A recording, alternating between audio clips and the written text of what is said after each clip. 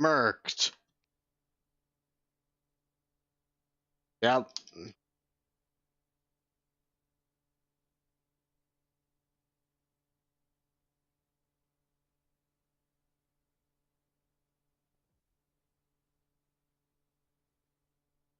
See you, Ken.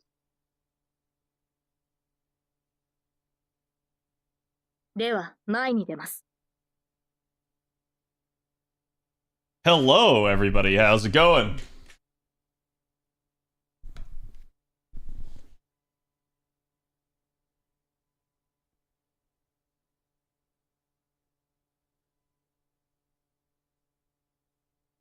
I just got the tweet live. Do me the favor, go give that some love. And let me grab you guys today's sauce.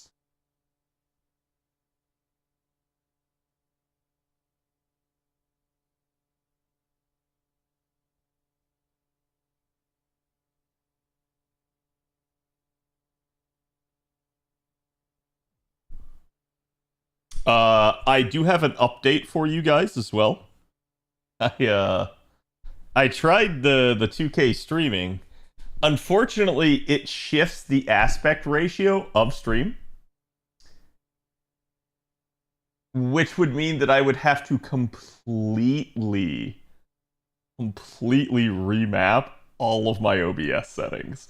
And I went like, damn. I was like, that's really nice. But we're going to wait until I'm on vacation before I do that. I was like, I don't want to... That's actually one of the reasons I'm a little bit later here today, is I was messing with that, and I realized that. I was like, nope, let's revert it back, and let's start stream. This is just not going to happen. Not tonight.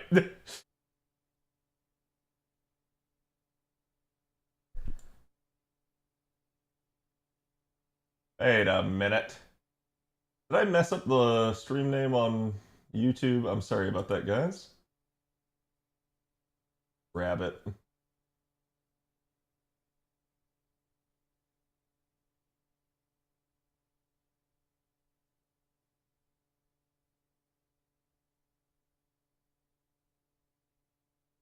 Oh, wow. Yeah, I really messed up the YouTube setup.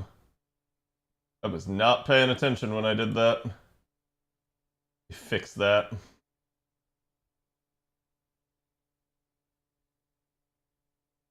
Okay. Should be better now. Sorry about that.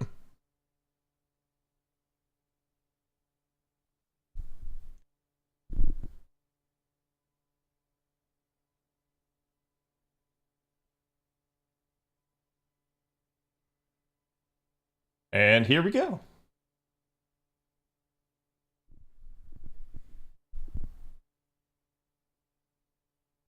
Hello, everybody. Here is today's artwork. Do me a favor, go give the artist some love. As always.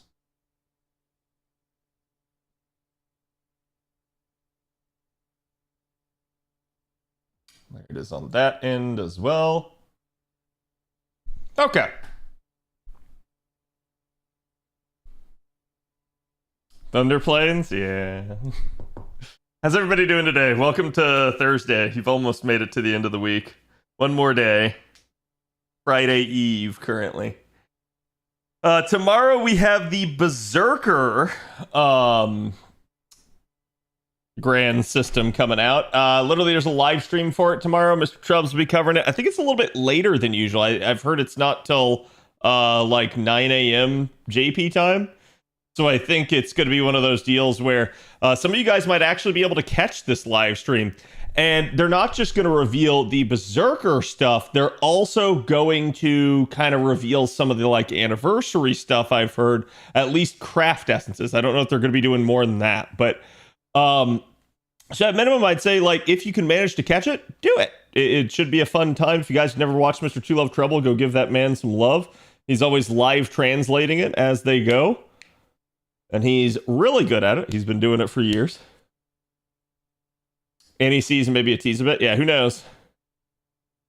We got about 500,000 points to go for the JP ladder. Yep. I still have my stuff I got to get done. Which actually, chat, does anything on the JP ladder actually like... Or does anything like craft essence-wise actually affect the JP ladder? Because that may be on me if I haven't. Let me double check.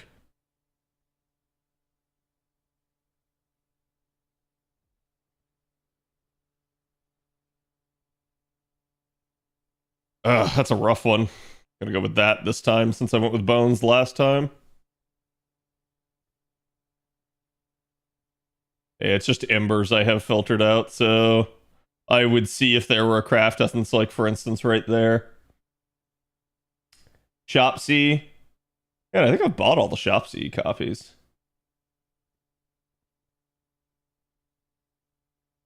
Yep, definitely have.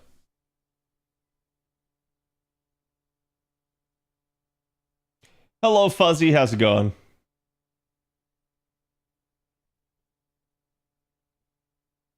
What I probably need to do then is that.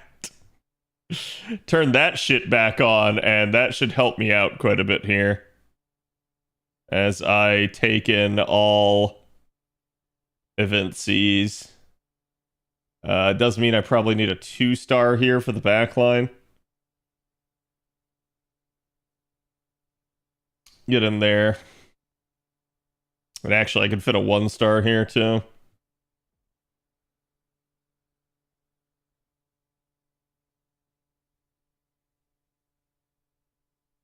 Should make this a little bit easier. Got a bunch of drops, so I finished the ladder first. Yeah. Yeah, it's funny because like I just totally forgot about it and just didn't slot any of the Cs. I just was inefficient, and that's rare. I'm not normally that bad. I normally pay attention to stuff like that. This time I didn't. I don't know why.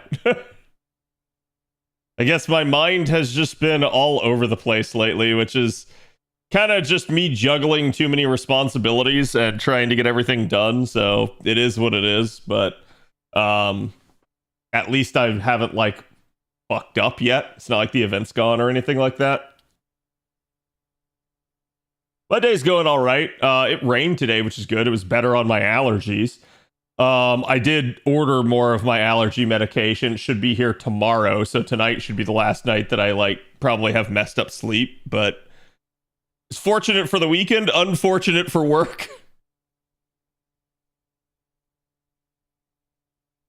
Okay. Anyways, how's everybody else's day? Grand Summer Castoria or MHXA for you? For me on JP, it's definitely going to be my Castoria Berserker because my MHXA on JP is only like NP1. She is barely had.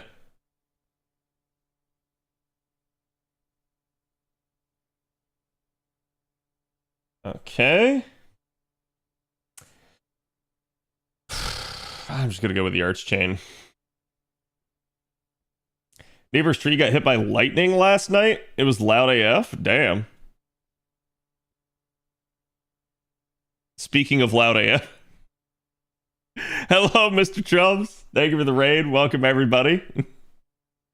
We are wrapping up the JP event here. I apparently didn't finish the ladder despite having everything else done. So I'm just kind of going back and making sure we get that too. I think I got about 500k points to do that for. Which, oh man, that sucks actually. It looks like I'm only going to gain 45k at peak efficiency. So that could be better, but it's probably like less than 8 runs. But how's it going, Trubs? What were you guys up to? And welcome everybody from Mr. Two Love Trouble stream. I was just telling chat about the stream tomorrow. It's 9 a.m. JP time, right? But what's that like East Coast time for us?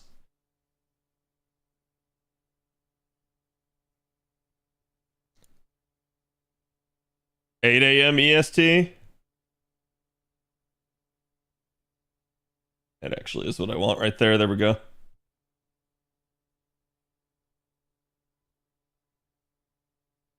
Check DM? Sure. But yeah, so they're going to be talking a little bit about Annie. They're going to have the Berserker stuff, so definitely interesting.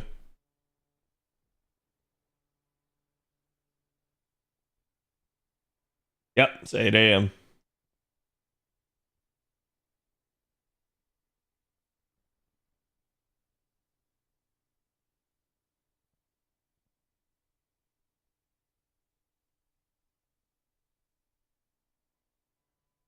Perfect. Yeah, I'm actually surprised. Did they say why they're doing this one later in particular? Because this feels like this is later than they normally do. Kentucky Berserker? That'd be really cool. I could also see it being like you know, again, something like Herc or something even. They're joining it with a radio station. Okay. That makes sense. Like, I could see why, if they wanted to like make a bigger deal at that point, that they could kind of tandem it where the one leads into the other, and that kind of drives radio station views. King, thank you for the 47. And see, chat, this is why I rely on Trubs. He knows these things. Trubs actually does follow and pay attention to everything JP's doing and saying.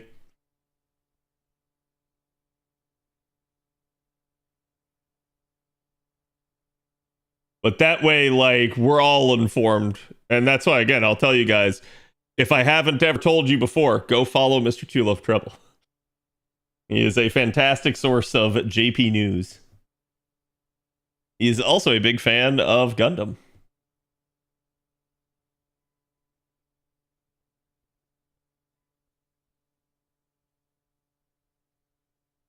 We're just wrapping up JP here. I actually have already the NA tower done, so we're going to be spending a little bit of time on the free-to-play account today. Trying to get Orleans done for you guys.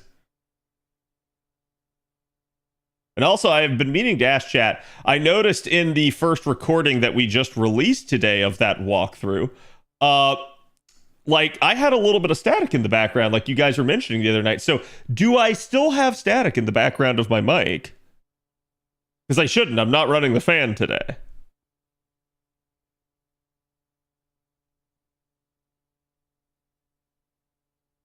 But I was just curious, because not today. If you do, I'm not hearing it over the music. Okay. Yeah, it must have been the fan then. That's wild. And annoying. I didn't notice it. I hear it like repeatedly in the YouTube video. And it's like, it's so much so that like it bothers me. Like, at least it may not bother you guys, right? It bothers me from a quality standpoint. That sort of thing always worries me. Because I think like audio and getting the audio mix right is always just such a like fine-tuning thing, and if you mess it up even slightly, people will let you know. People will always let you know on that stuff.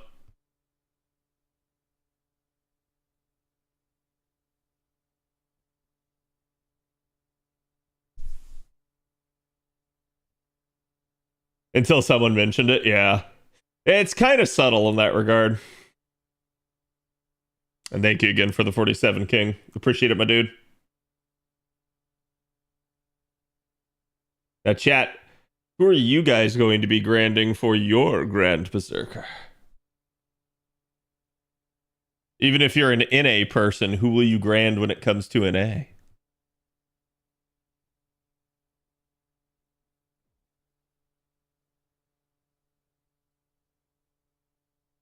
Okay. Actually, let's see. Let's see how close we are now. Because I clicked right through it there. Take a guess. You got one try. Tamamo. And if it's not, I'm booting you from the stream.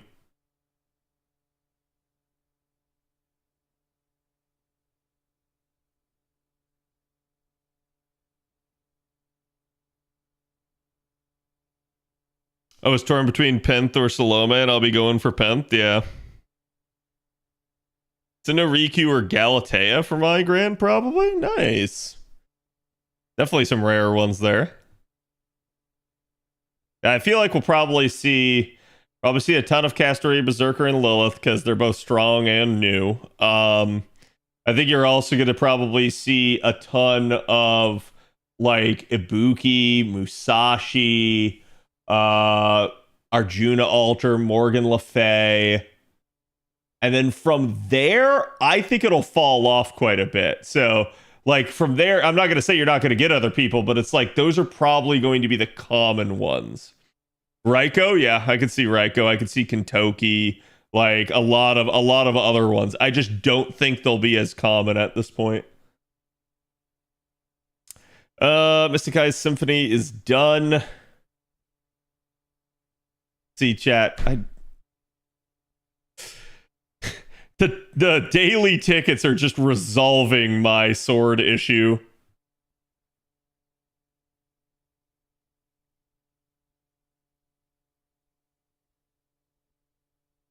Grand Vlad would definitely be strong.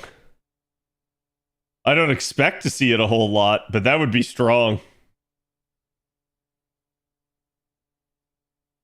Honestly, if there's anything that, like, doing the poll earlier this year and kind of already seeing it on, like, the Sabers, it's shown me that, like, people are not nearly as dogmatic as the community would have you believe.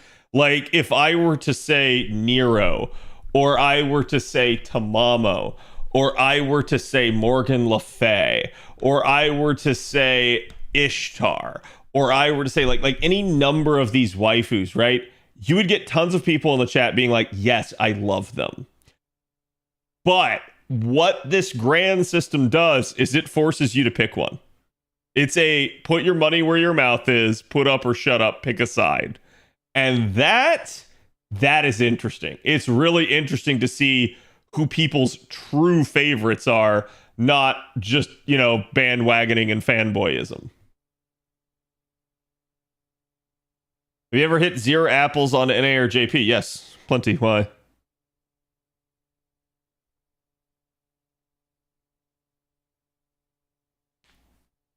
If I didn't get Lilith, I'd probably pick Sono G. Sono G's kind of wild. Especially because you can get him to kill himself, so it's like you could make him hit really hard and then still rotate the party.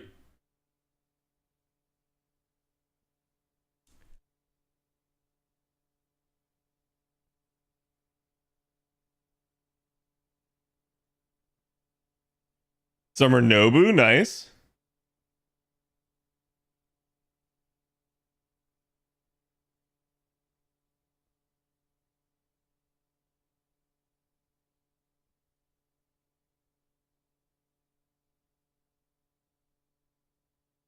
No, near Berserker. Oh yeah, I wasn't mentioning it specifically from the standpoint of Berserker, just like in general waifus, right? Like, because I think, like, for instance, I'll give you guys another like easy example of this. If I mention any LB6 character, they are insanely popular. But are they your favorite? Like, you love them, but are they your favorite? And to some people, they are. To others, they're not. And that's what's interesting, is because, like I said, it's forcing people to take a side. It's saying, hey, like, maybe I really love Barghest, for instance, but is Barghest my favorite saber? That's a good question. To some of them, absolutely. To others, maybe not. And that's also where, like, some of this happens, is you get a lot of like bandwagoning going on in the community where it's like, oh, but I still like this character, and it's like everybody likes the character, but then they're not the peak choice. And that is really, really interesting to me, just in general, like from a psychological standpoint. Because I think, like, you can do, and kind of like you saw with the polling that we took, it's like, oh, you have to pick one. Okay, how does that work? Like if you can only pick one, which one do you pick? And that really forces people to actually like think about things that they haven't had to think about before. This is where my possible Grand Beowulf would go if I had him. Damn. I didn't realize you were a Beo simp.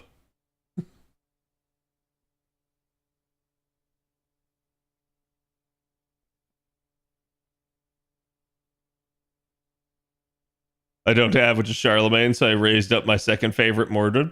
Yeah, and at least with regards to the grand system, and I think that's what I really like about it, is the fact that they did give you the ability to change. We had predicted that they probably would, because it was way too important of a mechanic to like somehow down the line like, oh, you can't get away with using the unit you want to because your unit just sucks.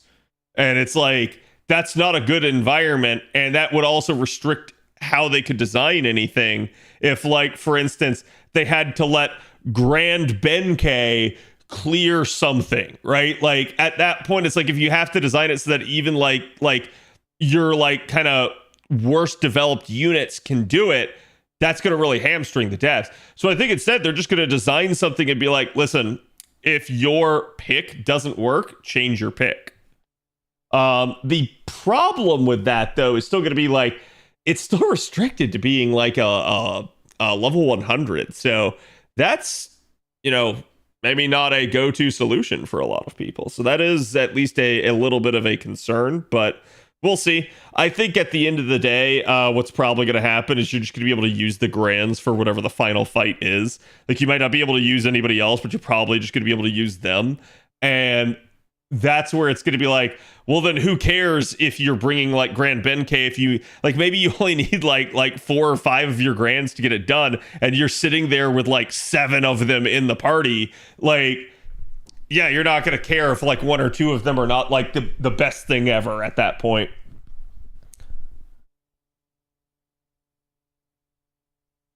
Grails and lores could still limit folks. Yeah, I won't be surprised to see in the coming like days here, especially as we like head towards anniversary and stuff. I would not at all be surprised to see if they actually do put in some sort of like a grail changing or grail removal type of system. I think it'd be good for the game in the grand scheme of things. That being said, I also can see that if they didn't put a limitation on it, grailing unfortunately wouldn't matter, and people would just shift it around to like T-pose on other people. And I don't think that's a good environment. I don't think that's something they want to do. But I think it's like, as long as there is like some kind of limitation to it, it would be good, because it would help people. Especially, it would help people recover grails that they maybe felt like were a waste. It would help people be able to like, if they, maybe said like, oh, okay, I don't care for that character. I thought they were good initially, but like, they're not who I love at all. And I grailed for gameplay and I regret that. It's like, it's going to let those people move their grails too. So I think that's a good thing. I actually think that would help the game some. They just have to like kind of restrict it somehow. Which, how they could, I don't really know. I think that sort of thing is always going to teeter on, like, at what point are you being fair and at what point are you being unfair? And it's like, if they impose restrictions on it, like, I'll tell you one of the ways they could do it. They could say you can only move 1 grail a month. And that would at least allow you to eventually move it all. But it would prevent somebody from being like, I'm just going to hot swap grails. And I think that would probably be good. That it's like, if you do it that way, there's no like, you don't have to like build in waste or anything like that. You can just allow it.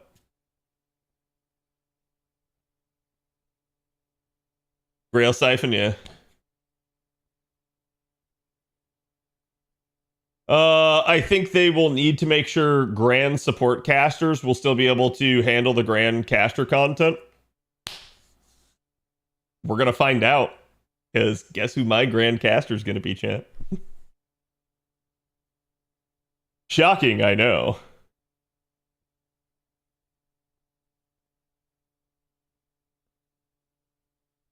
By burning the unit in the Grail Siphon, insert screams from my proto-coup here.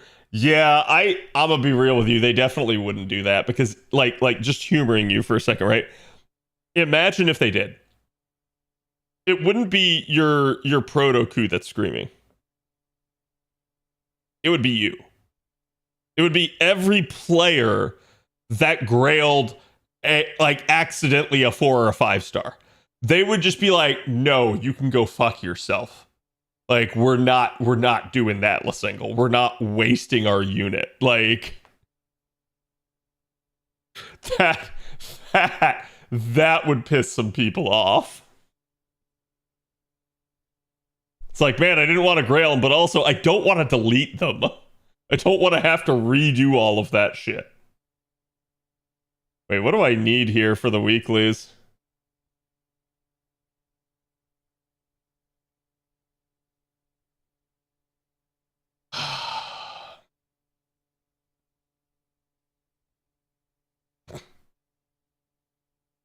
I gotta find the time maybe tomorrow at work.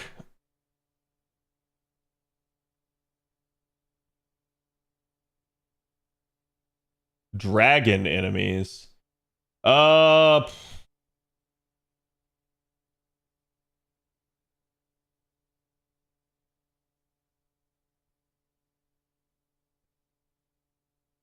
just thinking if there's a really easy solution to that.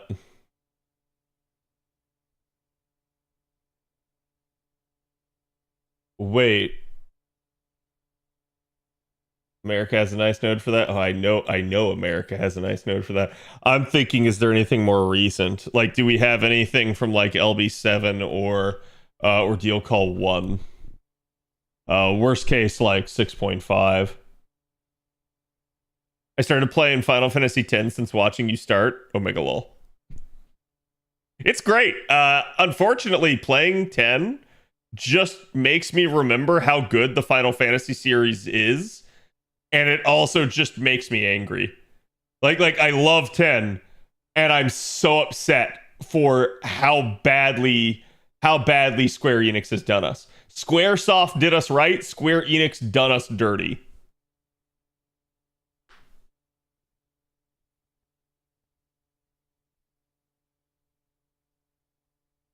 Ye old Fang command. Just friend and unfriend the free-to-play account. Isn't that cheating?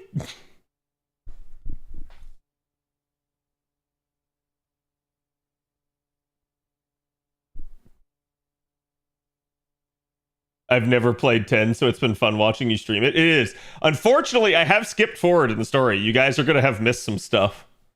So my advice is if you want to have seen it, go play 10. But I could also fill you guys in on everything you missed, so.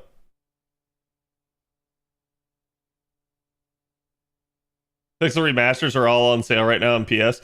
Yeah, I know Ash bought it for burning the other day, and he was saying it was like on his like CD key site that it was on sale.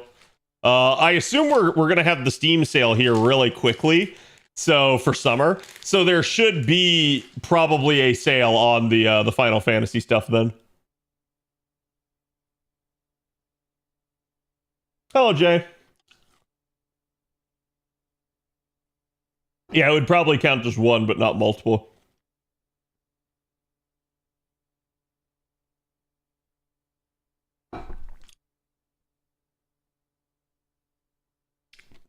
Well, it's cheating because if I let that free to play account have access to my main account,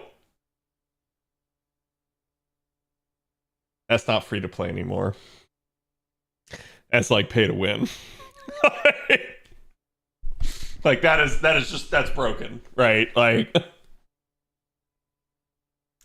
right, chat. Anybody know of any dragons in 6.57 or Ordeal Call 1?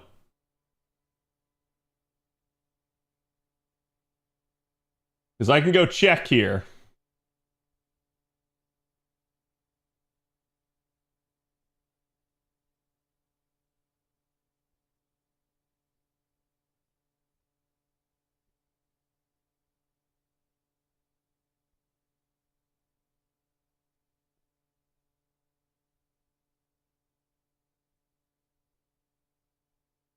I was gonna say I don't think Ordeal Call does.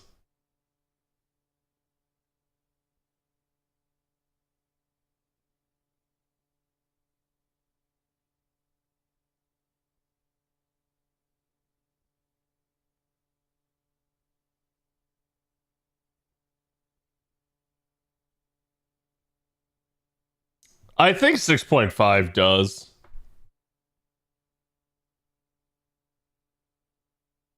Probably gonna break the capture card.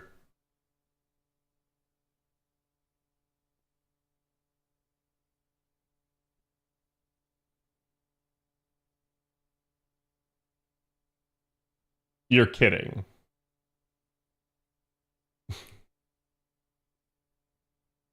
All right. Like, you've got to be shitting me type deal. What was I farming this with?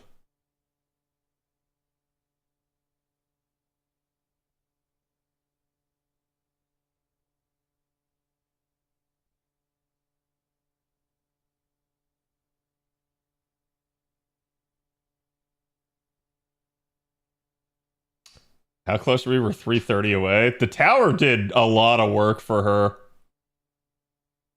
Because they kept trying to keep her in the front line most of the time. Dinosaurs or dragons? You betcha. You know, fuck it. Let's take a page out of the free-to-play accounts books. Uh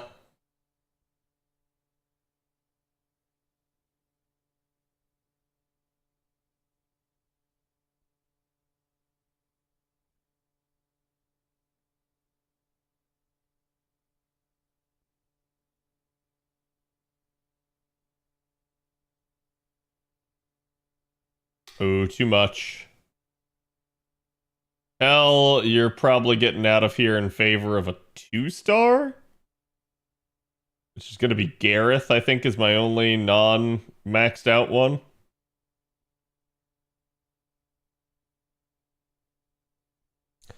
Back to Orleans? Nah. Oh, if you mean on the free-to-play account, yes. But do the Crocs and LB4 count as dragons? I don't think so. I think they're demonic.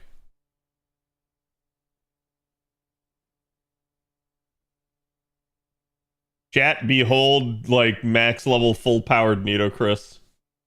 Oh, these are humanoid enemies, so this might not work.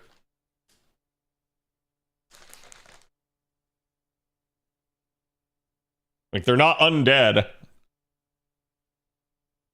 But they are now.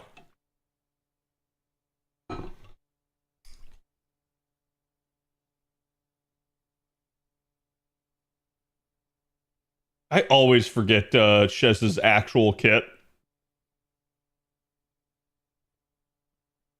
That's one turn arts up. Yep. So we just send Chez raw here. As long as she gets like 20%, we're good.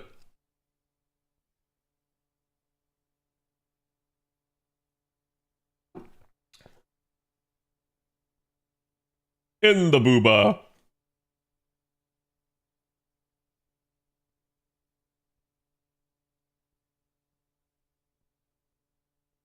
Oh, come on.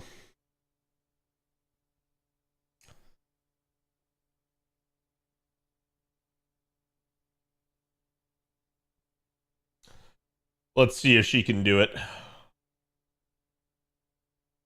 I made Cuckoo farm her own mats there. Oh, you definitely can. I'm saving Cuckoo because I know Cuckoo can just shit on certain high-level nodes.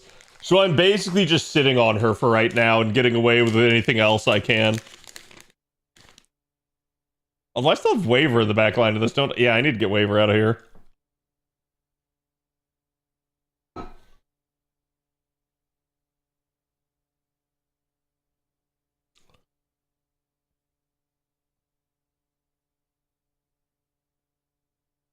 Okay, we need one more run.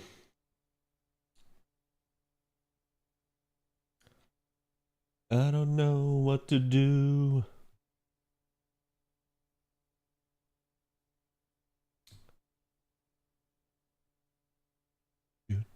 Do.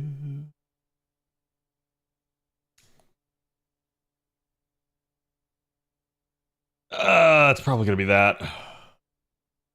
Which is kind of ironic because I could probably just use her to farm, but mine's only in... Oh no, she is in P2.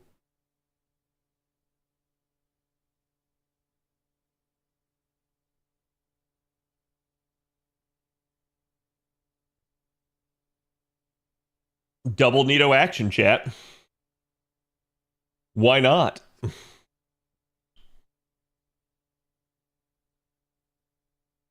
Does loop purely off good internals? Oh, yeah. Yeah, Chez... I still remember when Ches first became a Black Grail looper, and everyone was like, "Huh? What do you mean? Like Ches is terrible. What do you mean she's a Black Grail looper?" And I was like, "Well, she's always had decent refund. Like, it's just her damage was not the best, and it's like literally touching Black Grail resolves a lot of that."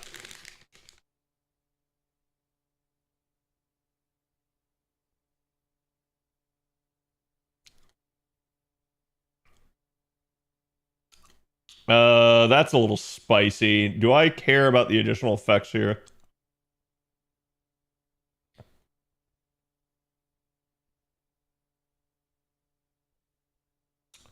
Yeah, I don't care.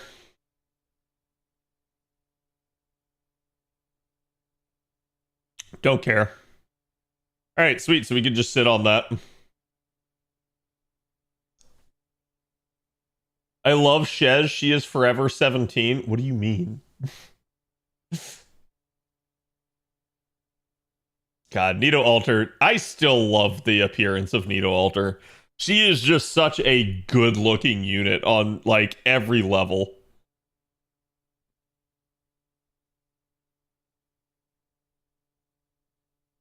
Whee! A VA joke? Ah, okay. Her visual design is dope. Yep. You know, I don't often. Nidochris to me is just like Shisho. She's a unit that everyone loves, but people rarely make her their favorite. And that's sad to me because I feel like she deserves better.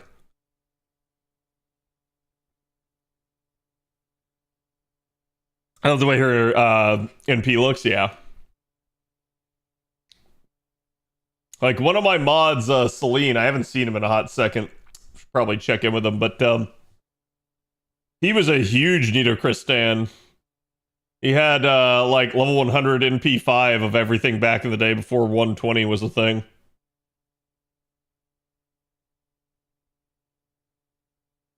But it's rare. Like I don't often see somebody at like that level. Wait, how deep was I here?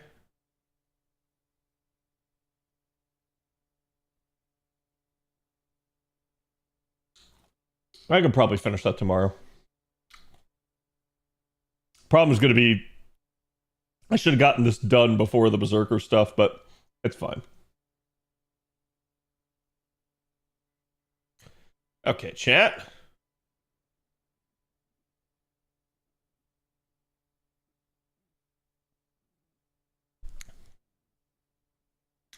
Ches is Kikuo Inoue. She has a running gag of being forever 17. I was unaware. What is she famous for besides Ches? Like, honestly, outside of FGO, I'm not super familiar with VAs.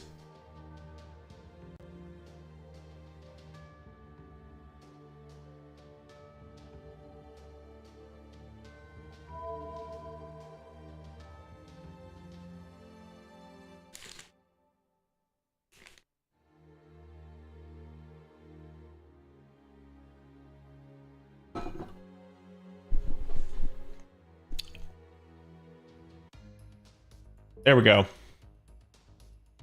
Okay, now I'm done, like, just flashbanging everybody.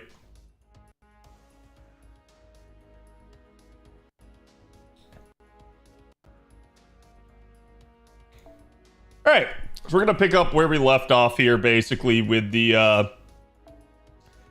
alt account. We should still have the dailies done for a couple minutes here, and we need to complete the first Singularity story. I'm also really close to leveling up.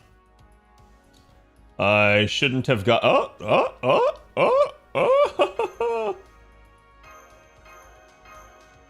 Beautiful. Just beautiful. So we are getting really good now on the courts already, and we'll probably be over 120 as of today. Komi can't communicate. Ah. Oh, she's the macrophage? Interesting. right, let's continue on with Orleans.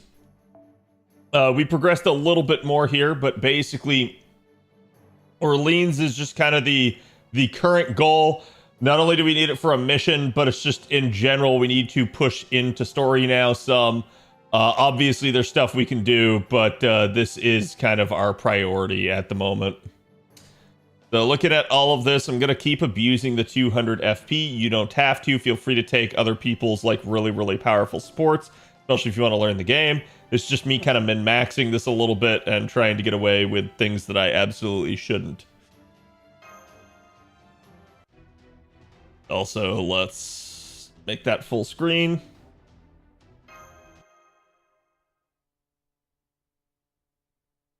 Full Metal Alchemist Lust, I see. I think I made the point, yeah.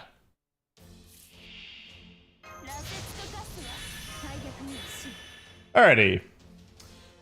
So again, the charge sheets that we've managed to get now are really helping things out. It's not like you can't do it if you haven't, though. It just would take you longer, potentially, to get through some of the stuff. Actually, should have paid a little bit more attention to the cards, because I should have switched over to the Wyvern there and let the Wyvern be taken out by Berserker. And because I didn't, we won't one-turn this. But if I had, we might have.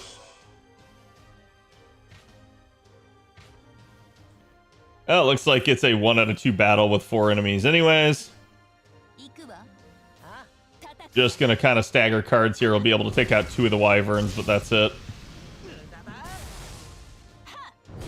Age, thank you for the 57.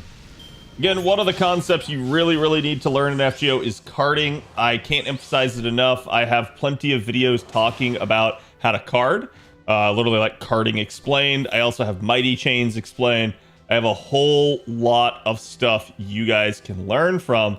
And I highly recommend that you do, because this to me is one of the like major aspects of FGO, and a lot of the times I see players just not fully comprehend it.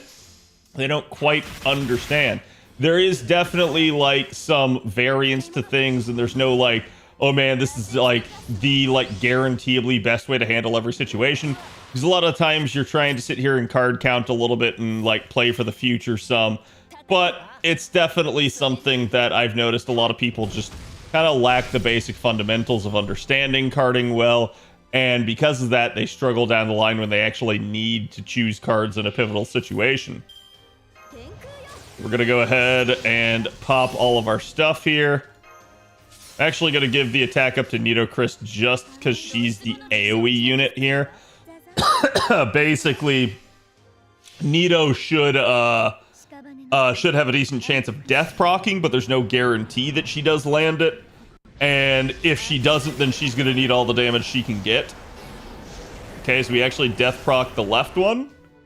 The middle one, which was the high health one, is going to get ulted, and then the final one should just simply die to Jerker's quick card, which is going to work perfectly because it's a mighty chain as well. So understanding how to card from the basic standpoint's a good idea. Understanding how to mighty chain and figure that out is really important as well, because mighty chains are a little bit tricky. There's a whole lot going on, and it sort of relies on, if you want to be able to mighty chain well, it relies on you to understand basic carding well. And if you do understand that, you can absolutely just kind of destroy some of this game with mighty chains. But if you don't, you might find that you struggle, or you won't even realize it necessarily. You'll just pick a mighty chain, but you won't realize that you maybe could have made the mighty chain better. I see this all the time, even from fellow streamers and stuff like that. It's a thing. So just keep that in mind, that like, it's one of those things where if you learn it, if you master it, you will be a whole lot better at this game. Okay, we got basically the entire knight triangle right here between Archer, Saber, and Lancer. And then we have a singular rider again, which is probably, yet again, our Wyvern. So I'm just going to basically pick Kiyohime here. It's at least a Berserker for the backline. And we're just going to kind of keep doing what we have been here as we move through.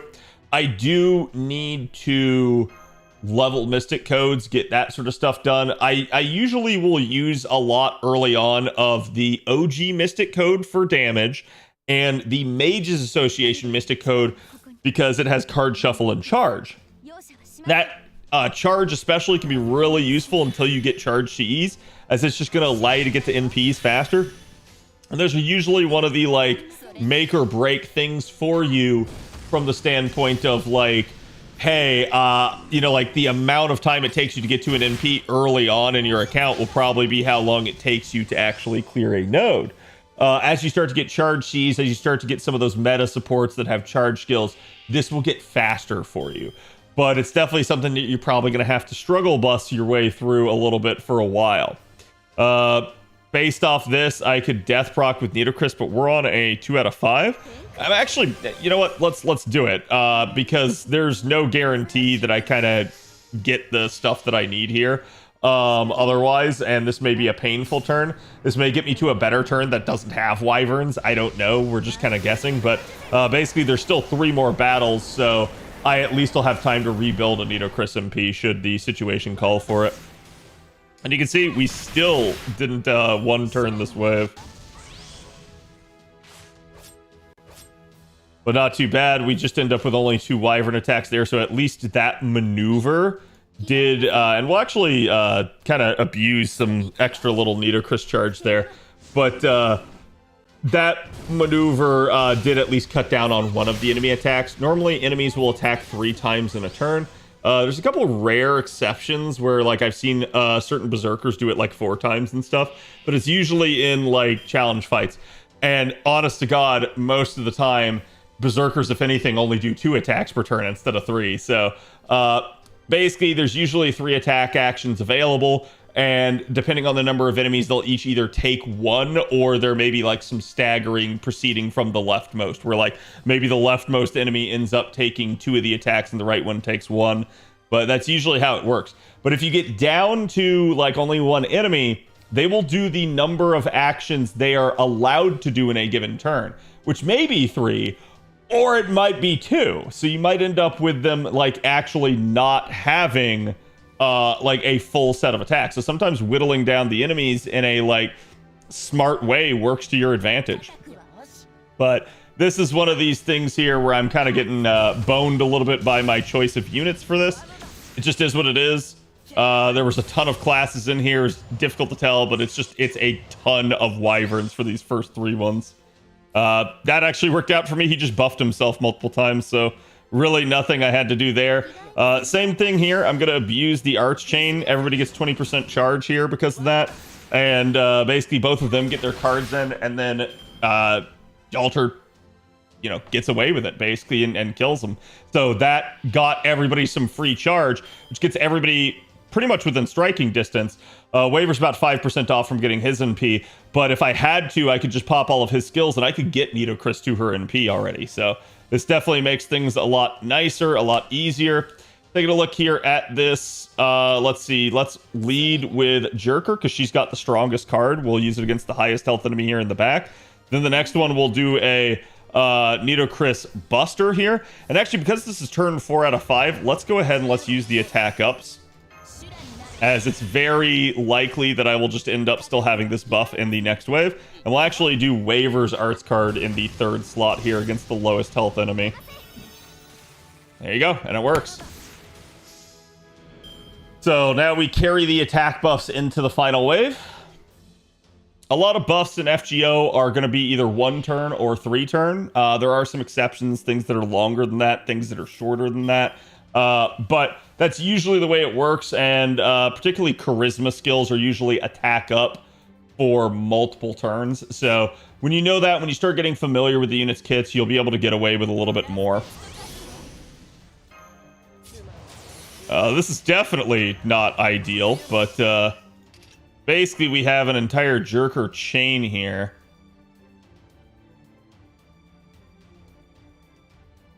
Still gonna give it a Nitocris. I don't think it's gonna matter too much, but I could have done a Berserker chain in effect. But we'll just go for the Mighty Chain again.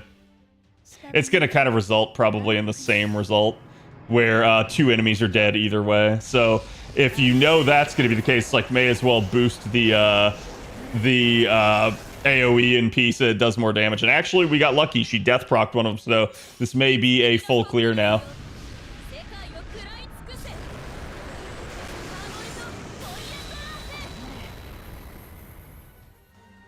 Waiver first, though, didn't need it. Waiver first would have given me defense down. There may have been a chance, but it probably still wouldn't have made Nidochris kill, unfortunately. It's just, that's Nidochris not being max level, plus I'm up against gold enemies, plus I'm up against, literally her counter class. So it's like the Wyverns are just not going to die to her, and she's not really high enough to even have that shot anyways, even with the defense down. Okay. That node is done. We get some more Dragon Fangs. Those are essential materials. I haven't really talked to you guys about Pure Prisms yet. I did mention this in a prior stream, but it was kind of just me spending my AP down here. I didn't do anything really. But the idea behind Pure Prisms, and you know what, why don't I go show it to you here real fast since we got AP ticking. If you come over here to the shop, to the Da Vinci shop, you can scroll on down, you'll see Exchange Pure Prisms. As you go through the story, you're going to get more Pure Prisms, but they are finite because they only come from story. So there is a hard limitation. Similarly, you can exchange them for items, but these items also have a limit. You can only ever exchange for 100 of a given item. Some items, like bronze items, for instance, like usually to max out a character, if they have a bronze item like at the end of their skills, it might cost you up to 72 per skill.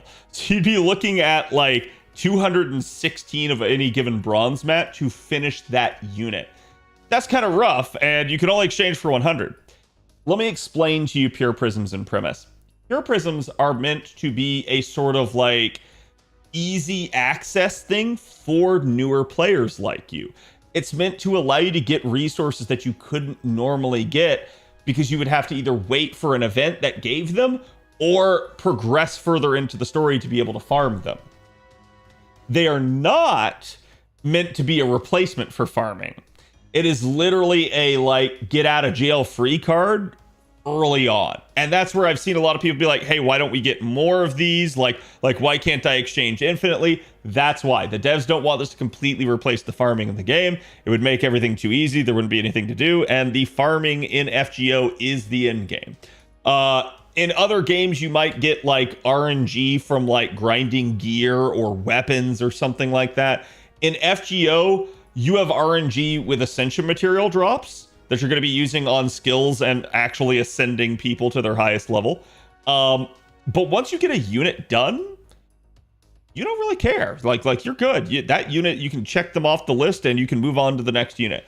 So usually how FGO maintains its in-game treadmill is it keeps releasing new units that people like, and it basically keeps implementing new materials that you can't pre-farm them and get ahead of them. And trust me, I know, I've tried.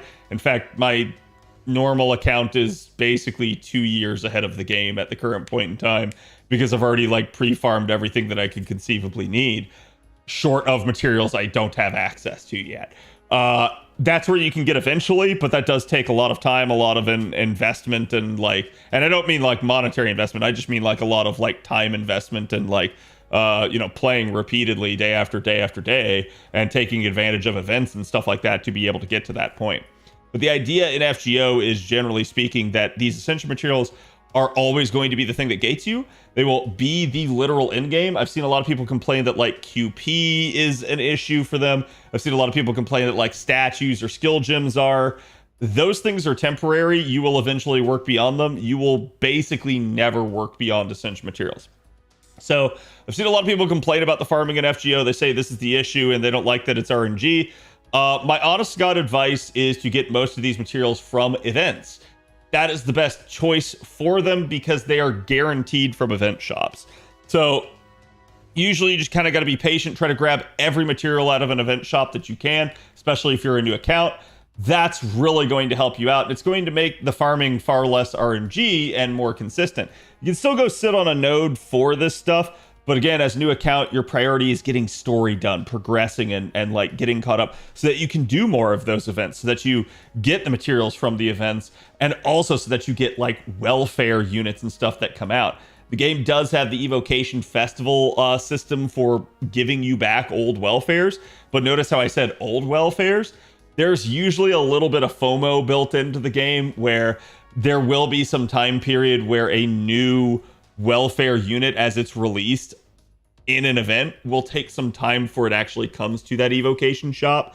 And NA is still just getting this system, so things are kind of rolling out right now. JP's at a point in time currently, as of the recording of this video, where basically they have access to almost every single welfare. I think there's only 3 welfares that are not in the Evocation Festival shop right now, and I would expect things to kind of stay that way for a little bit.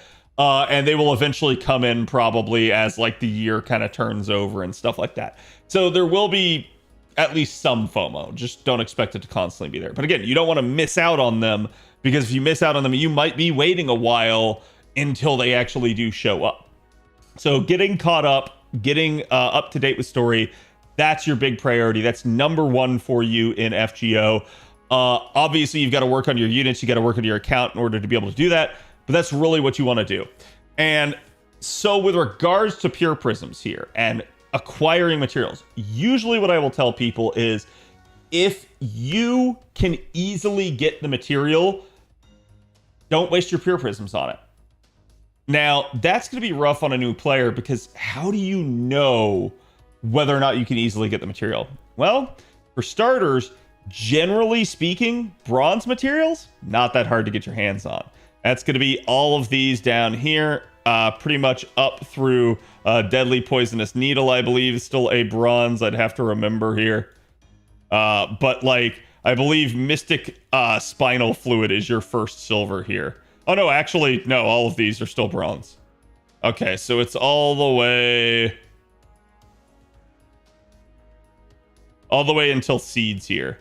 Seeds are your first silver material. So at this point, silver materials you can still get in okay quantities, but it's not gonna be easy a lot of the time. Usually free quests are gonna be how you'd farm outside of an event. And with regards to that, bronze materials have the highest drop rate. Silver materials have a kind of medium drop rate, and gold materials have an abysmal drop rate. It's really difficult to farm out gold materials en masse. You can do it, but there is a lot of RNG involved, and it just is going to take you a hot second. Normally, a lot of people tell you, again, get those from events, but just get everything you can from events. So what I would tell you is there are materials that kind of come out with each singularity as you move through the story and progress. And usually this kind of goes almost in the order they appear in here. You do have to know where that like dividing line is, but if you can manage to find it and know which materials are silver and which materials are bronze and which materials are gold, that's going to kind of be your cutoff. And you're going to say, okay, now I know that these Seeds of Yggdrasil are the first silver material. Probably means they're the easiest silver material to get.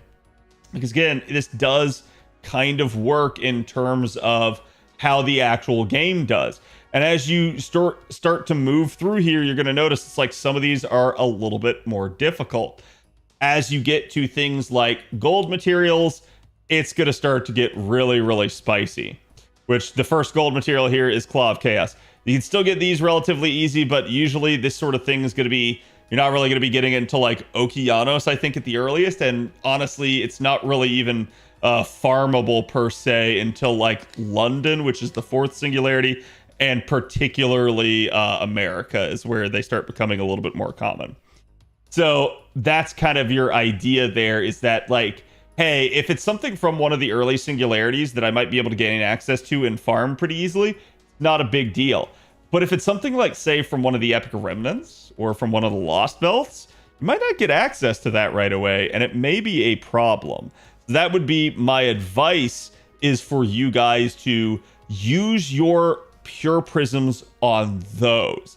If you, for instance, roll a unit that's maybe like a newer unit to the game that's currently on rate up, but you're a new player and you're not advanced into the story to be able to get the materials, that's where you want to use pure prisms. You really want to focus on getting them for units that you wouldn't otherwise be able to complete. That being said, you also don't have to. So my advice would be to probably try to ask yourself how badly you need this unit up and online. If it is like, oh man, this new 5-star I just rolled, they're really good, they're going to carry my account, yeah, you should absolutely use pure prisms on it. If it's like, hey, this is like some 3-star that I just rolled out of the FP gacha. I don't even know what they do. My account's already kind of established a little bit. Using your pure prisms on them, it's not a priority because that unit's just not a priority for you. So that's, again, where you're going to ask yourself, is the unit a priority? Can you easily get access to the material? If it is a priority and you can't get access, that's pure prisms. Definitely come in here, do what you can with that. My advice, don't sit entirely on the pure prisms, but don't waste them either. And honest to God, the best bang for your buck, because there is a max of 100 on each of these, and we know drop rate rarity is a thing. Best bang for your buck is going to be the gold materials in here, because those are the materials that no one wants to farm. So that would be my advice. Okay, chat, real quick, let me change my headset.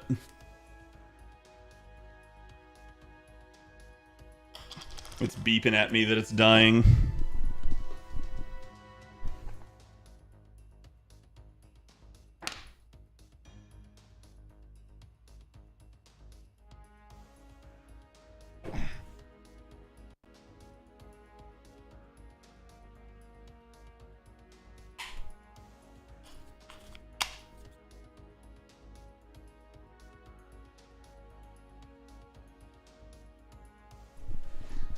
Ugh.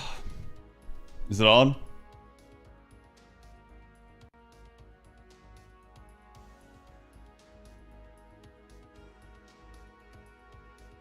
There we go.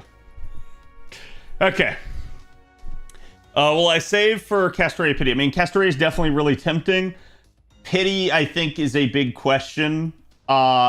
I've seen people say, like, hey, the first thing I do is new account. Like, I literally saw it in the comments on the first video, and it's like, I immediately saved to Pity and for a unit that I really want. And I'm like, this is probably the only time I won't give you that advice. I won't tell you to save to Pity. Because when you're a new account, you just need anything. Anything you can get your hands on. So you can definitely play that way. But if you're a more veteran player, something like that would be easier for you. If you're a new player entirely to either gacha or FGO, that might be rough on you. So I don't necessarily advise that. I do advise at least throwing a couple early rolls at things to try to get some craft essences, get maybe a 4 or a 5-star on your account. That will help you out quite a bit, assuming you can pull it off. But yeah, it's like definitely saving to Pity is the thing. I think early in an account, it's not as important as like once you start getting your feet under you. And again, like the goal I usually look at like midterm here is I'm trying to get a single target in AoE of every class. Maybe not the extra classes, but at least the 7 base classes. If I can get that and I have that like where I'm like, okay, these people are all online, that's my sign that's like I'm kind of taken care of now.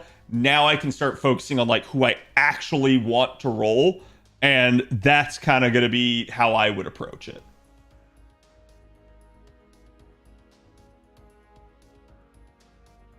I love the quick swap spare battery on those. I wish it was a little bit faster and better, but yeah, it is really nice. Like, I think the only thing I'm worried about is like, is the battery like quality just going to start degrading or something?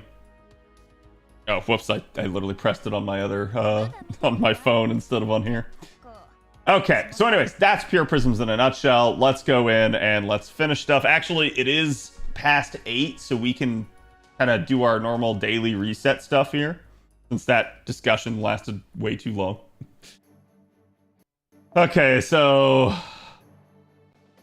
daily login should have happened. I don't know if I prompted it. Let's just go to friends and following, and that should force it.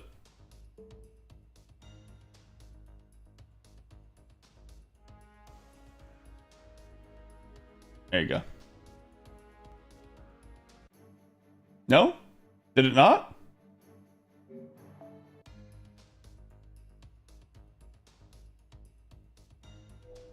Okay. Well, either way, we have the... Maybe it relogged me already and I didn't pay attention. Alright, anything new? We got another Kojiro, but other than the craft essence here, not much, and this one's not that good of a craft essence. Don't get rid of any of your old craft essences, any of your like small ones. You don't burn craft essences. The way you handle craft essences, you actually combine them to make a craft essence bomb. And that's really, really good because that will save you a ton of QP. Basically, what you do is you kind of fill in a very like low level craft essence or something, and you're gonna use that like let's take this this 1-star one right here. We would basically get an MLB of this, and we would start to fill it all the way up until we got to like that level 50 point. That would then be combined with other like filled out craft essences of the same type to throw into like a 5-star craft essence that we wanted to level. Craft essence bombing saves you a ton of resources. I highly recommend you do it. Go check out my video on it. It's like literally one of the best things you can do to save yourself from some early pain. It's one of the only ways you can really mess up is not doing craft essence bombing if you're trying to level CEs. I don't necessarily even recommend leveling CEs at first for a new account. It's a lot of resources and you don't need to, but that's also why you want to save these craft essences. You don't just want to get rid of them because they're very, very valuable and useful to your account. We still have 2K here, so let's go ahead and do another multi. And let's see what we get. New servant. Let's go. Berserker. Spartacus. Okay. For low star Berserkers, Spartacus kind of is the best. Spartacus has 30% charge in his kit. Spartacus is AoE. He's Buster. This actually does help me, and Spartacus is probably someone I will invest in. So he is definitely, he's not going to be your hardest hitting like Berserker by any means. He's a 1-star, but he is the epitome of serviceable. And there we go. We got another Arash copy. That's actually ideal. I think that makes Arash NP4 for us. There you go. He's almost NP5. Don't tell him you're a tyrant. Exactly. Specifically, that Zabania was locked, so we will throw the other one in him.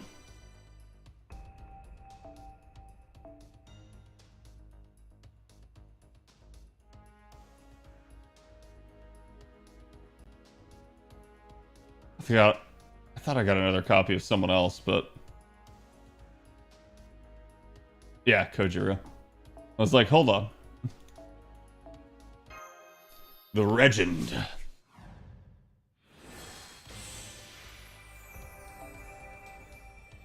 Okay.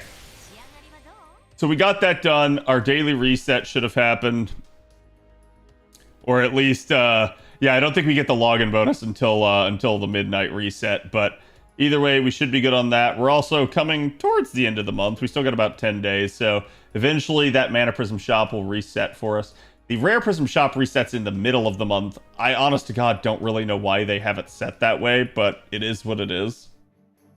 And now we're just going to basically kind of try to pile in and finish Orleans, because that's really all we need to do. Again, we have Jalter, or not Jalter, OG John as our sort of like support servant here. The node is pretty straightforward again. Berserker on Berserker's not the best, but it's also not terrible either, because Berserkers basically deal 1.5 times damage to everything. Like an actual effective class, I technically didn't talk to you guys about this, but an effective counter does 2 times the amount of damage to something. A semi-effective counter like Berserkers does 1.5 times. So it's not that big of a deal, but it's definitely nice to have somebody that's at least going to be able to do stuff. And you can see Jerker here definitely punches well above her weight. Basically under 3k for that one, so we're gonna let Waver handle that one. And then the final one, the easily handles. Yeah, again, she's doing over like 10k per attack there, so she is definitely nice. Hello, Kaiser. How's it going? I forgot you have Shufu on a new account. I can, and it's really interesting because I actually haven't invested in her at all yet. But certainly that will be a thing. Okay. We'll let Jerker here point her finger gun and just finish off the skeletons.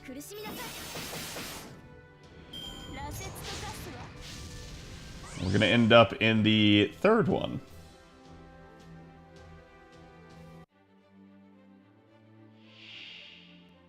Okay, so we got multiple options here.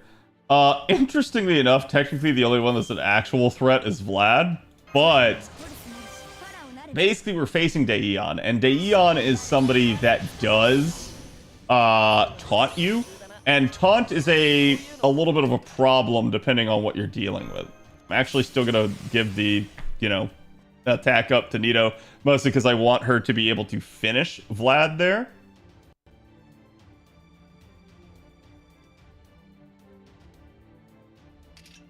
And there we go. Same deal. We're going to keep picking that Mighty Chain. I find it funny that I keep getting Jerker's quick card there during that. But basically, Daeon can taunt. Taunt can redirect your attacks. It can make it so you can't even select another unit. So that can be a little bit of a problem. I'm not super worried about Vlad actually doing anything to us because this is a relatively low-level singularity, so it's not like it's very, high attack power Vlad. We're just gonna get rid of Daeon so that even if we don't kill Vlad here, he's not, gonna be untargetable.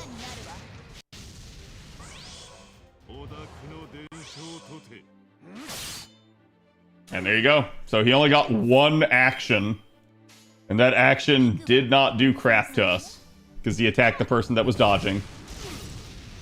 Again, that's where Jerker's dodge per turn can really help out. She's kind of squishy if enemies continue to wail on her, but if they can't actually get to her to attack, you just get to laugh.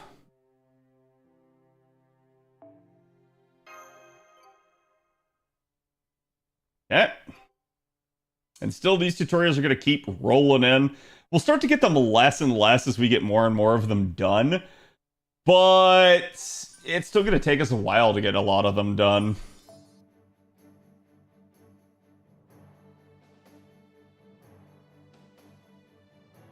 Okay, so it looks like still same deal, except now we get Mozart and the rare, sorry, not rare, but the off enemy here is an assassin, which is perfectly fine by me rolling in with 2 casters, so I don't give a crap.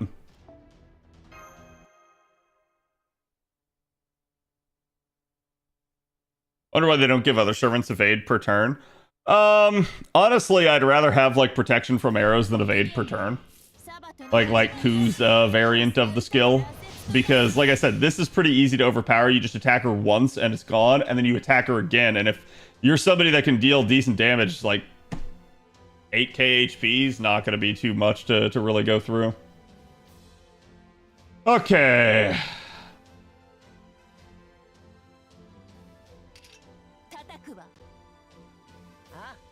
Gonna stagger like that. Hopefully Waver's arts card here can get the job done. Thank God it crit. It still would have done it. It would have done about 4k if not, so. But it was close. It was a little bit too close for comfort.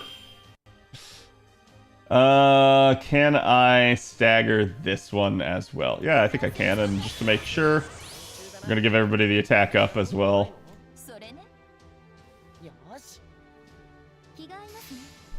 I'm just gonna send it.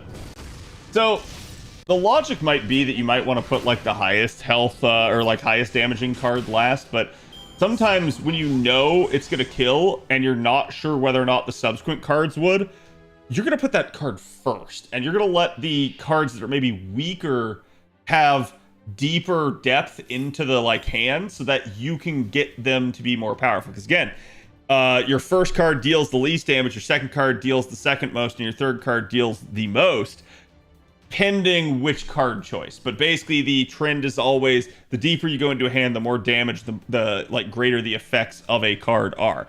So that's where you'll see me do stuff like that. I technically don't even need another charge skill from Waver because, again, Jerker does have that there on lockdown. I'm actually going to give Jerker the attack up here because Sanson is the one that actually kind of can cause us some issues. Feels ahead of its time for when she came out. It is, but it also is like limiting, like I said. So it's like the problem that you have with that is that I think she was still derided as a squishy unit. She's like offensively, Jerker's fantastic. One of the best berserkers in the game in that regard. Especially given that she's a 4-star welfare, right? Like, yeah, there's 5 stars that can out damage her and stuff like that, but like just for what she is, she's really good. Her issue has always been her survivability. And I think that people kind of looked at that and they said like, okay, you know, maybe that's not like the best way to make a berserker survivable. It's good, but it's pretty easy to like work around. And so I think it's like, it's good thing that she has that skill, because if she had nothing, she would actually just be anemic and really easy to kill. At least with this, she's easy to kill if you get bad RNG. As long as you don't get bad RNG, you're fine.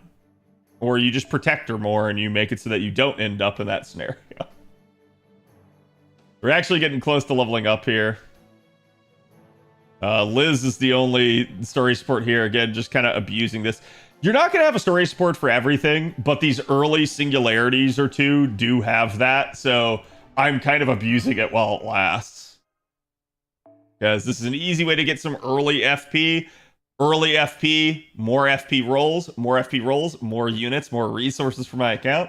Eventually, you'll get to a point where like FP rolls give you like almost nothing after years of playing the game, but it's still worth. And even then, you still technically have some value that you can get out of that.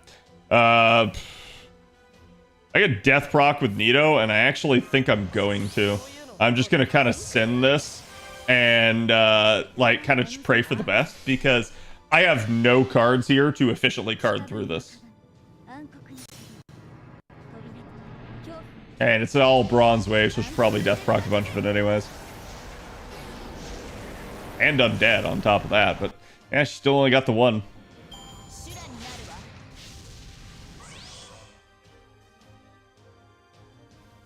Now, carding here should be a little bit better, as yes, now we have Jerker cards.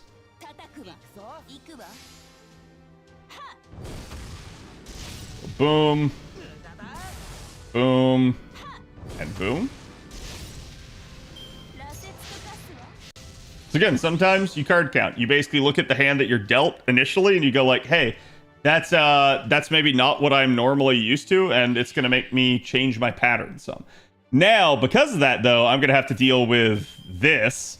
However, this won't be a Carmilla problem. This will be a Wyvern problem, which thankfully I'm at least going to give myself that. I'm also going to give her the attack up here. And oh, I could actually like try to stagger this and like get rid of like leave Carmilla alive. Carmilla actually doesn't have a whole lot of like defensive capability, so I'm actually going to go with that. Normally I wouldn't do this. Normally I would just play it safe, leave the Wyvern alive, because it'd probably be one Wyvern, and I would do it that way. But I think this has a decent chance. This attack buff here on Jerker is probably going to make the arts card hit decently hard. It's not going to kill Carmilla, but there you go, yeah. So it already chunked her quite a bit, plus the extra attack. And you can see she's close to death, and those burns will tick on her and get her even closer. So basically, I got rid of the actual threat enemies. That's the issue, though. Carmilla's a vampire, and she just literally used all 3 of her turns to drain and charge herself. So if I hadn't gotten Carmilla close enough to kill, that would have been spicy, but she's dead right here, so we don't care. I live. Hello, Bob. What you been up to? And there we go. We level up. More friend slots, more AP. Works out for us. She panicked? She definitely did. Sometimes, like, you have cooldowns on your abilities, but the AI does not necessarily. So you can see an AI just, like, spam their survival skill, and it gets annoying sometimes when they do it. So usually you want to, like, kill them, because there's different parameters that'll make them, like kind of pick that sort of thing. It's like, oh, a dodge, an evasion, or, like, a guts, like, something like that. They might do that and be programmed to do so only when they're low on health.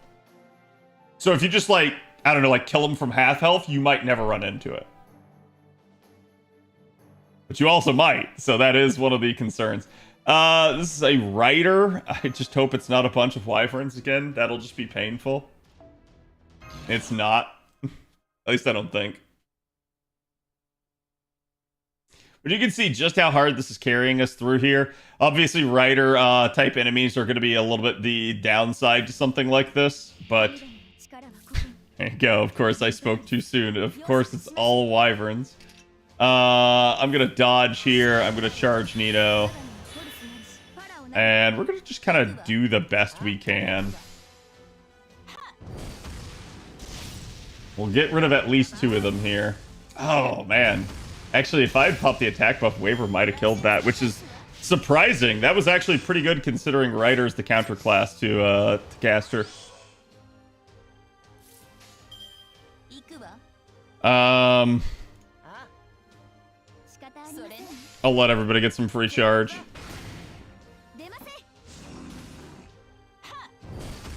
And stars. Not that it's a lot. Never know, though. Sometimes this sort of thing does result in an actual crit happening. Even though you have very little. It just really depends on what's going on.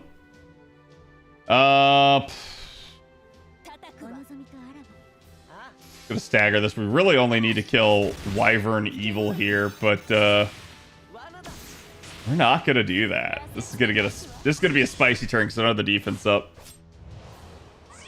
Okay, they wasted their turns. Thank God. So no actual damage. Sometimes you think it's gonna be a spicy turn, and then the game does crap like that, and you just laugh.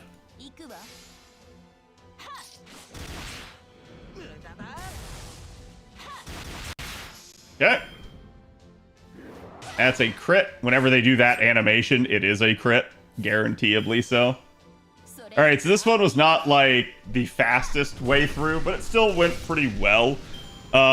Naturally, if you get bad RNG, like, somehow even worse than I had there, you could have, like, maybe had, like, Nidochris go down or something. Berserker would still be capable of handling this. Oh no, it's Fafnir. Whatever shall I do? Everyone say goodbye to Fafnir. And this is where already having a good single target online is so helpful to you. And it's why, like, again, having the Evocation Festival available on the NA server now, it's a game changer. It's making the game so much easier for new players to get into. These units don't cost you really much of anything for Ascension materials either. Like obviously for skills they will, but for like actually getting them up and online, it's relatively nothing. So it makes it a whole lot easier to get into FGO. And the big things you're going to want to avoid are problematic singularities with bosses that are maybe going to cause you issues. You may get caught on them for a little while. You do have other ways of getting through things I haven't even talked about yet, like your command seals. I can allow you to either like fully charge someone, fully heal someone, or revive the entire party. That's always an option, and NA already has an early quality of life from JP that allows us to get 3 command seals a day. So when in doubt, abuse that. Like, there's no shame in it. I usually don't use them very often because, again, I'm a streamer and people kind of look down on that sort of stuff for me. But like, I think in general purpose speaking, that's what they're there for. That's what they're used for. So just go ahead and use them. Like, why worry too much about it? If it helps you get through the story easier or faster, it's worth. Though there is definitely something to be said about being able to figure out a fight and work your way through it. They're very helpful. Oh, yeah.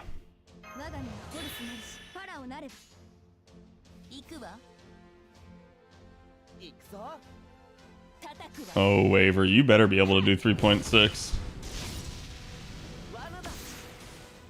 3.9. Oh, Waver. I didn't pop that. I should have.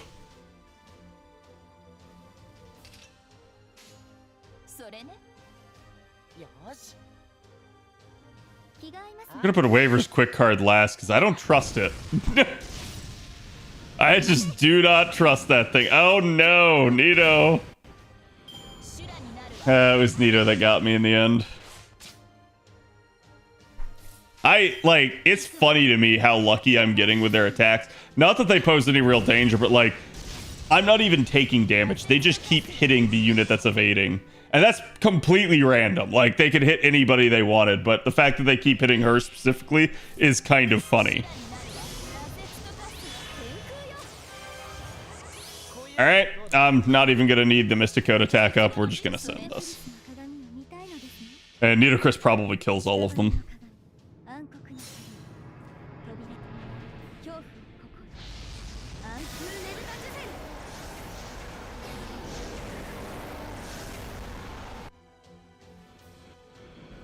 If it didn't result in me wasting AP, I wouldn't use them? Wait, what do you mean?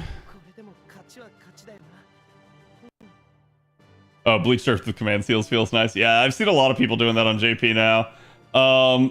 Ever since that change, people have just been like, oh, well, now that we get all 3 back every day, yeah, to heck with it. Like I'm just going to walk in, I'm going to instantly charge someone's NP, and I'm just going to abuse like that. So it's basically like, people are abusing it to like make everybody a Black Grail looper and stuff like that, which is really funny.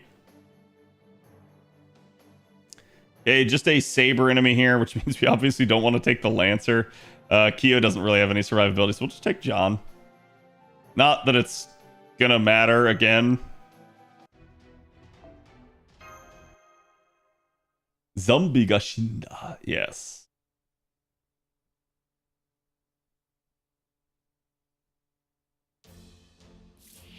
Okay, same deal. You guys know the drill by now. Pop your stuff, get in there.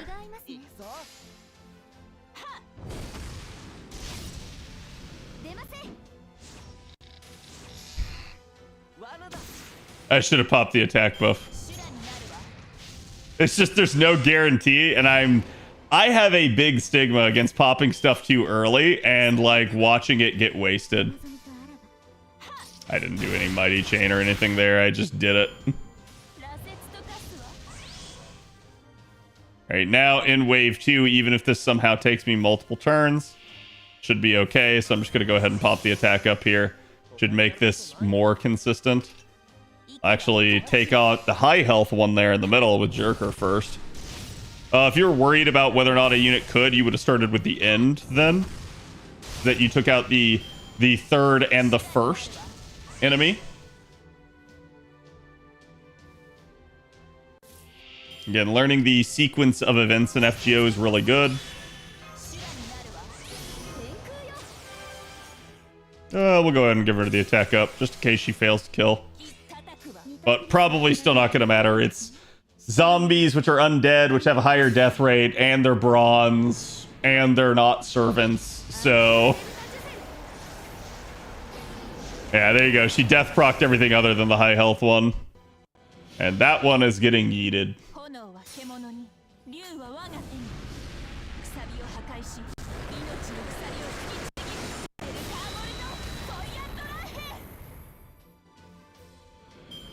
Yep. Cad, should you get Jaltra's MP2? I probably can. I haven't looked. All right, Nita's actually already Bond 5. That's good. Usually you want to get every unit in the game that you get to Bond 5. Because again, Bond 5 is going to unlock stuff for you. It's going to unlock, obviously, like, if they have an upgrade for like a third skill that they're missing, that'll be a thing. It'll unlock upgrades for their kits. It'll unlock interludes for their like personal stories, which also have rewards for them. So that's generally speaking what you want to do. But yeah, let's go look. Let's see if I can get the additional stuff for Berserker here. Looks like I got 2 more in here. Or was I at 40 or 42? No, I guess it was still at 40. And you can see I do have embers in there now as well. I have 140, but that's not enough for the additional copies. I could get her servant coins, but again, my advice to you, don't touch servant coins until you know what you're doing. You can't get them back, so if you use them incorrectly, you're going to be screwed at least until NA gets a later quality of life. And even then, you still may be screwed, depending on how you use them. So, just don't. You don't need them right away. I'll talk about them in a bit.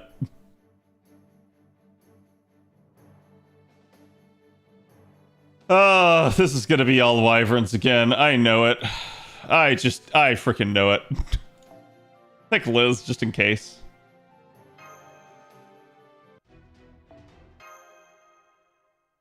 Unfortunately, it's an unupgraded Liz, which probably means that there's no sadistic charisma here. Should we be hearing the game on YouTube? You can. It's not a big deal because it's so quiet in the background.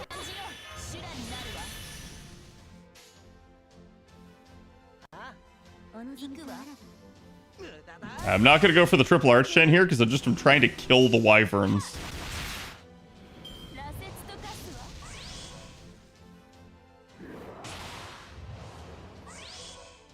Okay. Omega lol. Get a full brave chain here with the extra attack. Get some extra stars. Kick the wyvern in the nuts that it doesn't have.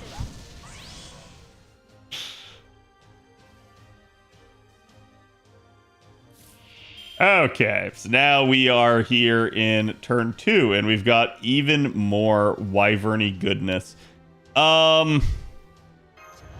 Technically no guarantee of this, but I'm just play the sort of law of averages here.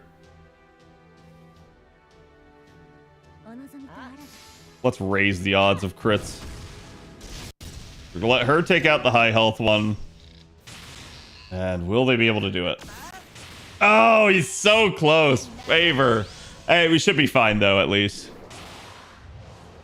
Like, that's so close. It's definitely getting killed this turn. I'm just abusing star generation here. Hey, Burning. I now know what a shoe puff is. Good man. Did you ride the shoe puff?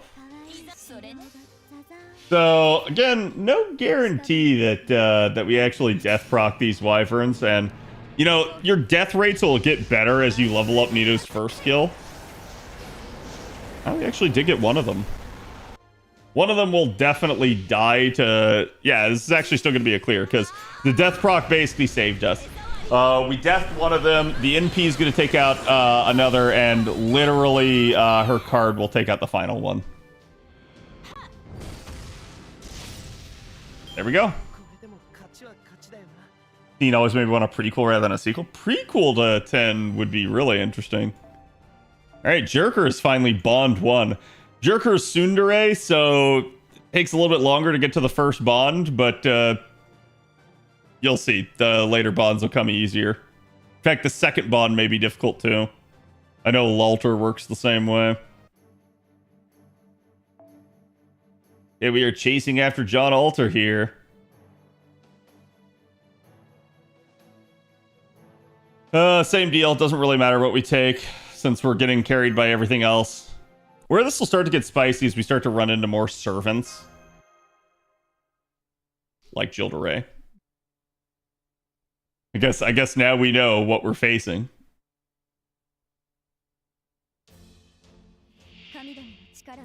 That's Summer Shisho, yeah.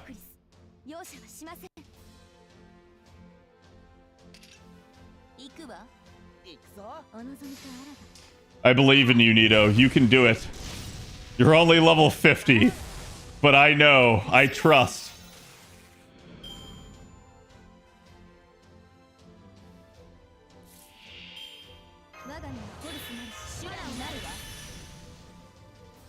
Okay, what do we got? Not good cards. I could send Nito, but it's... Yeah, whatever. Let's do it.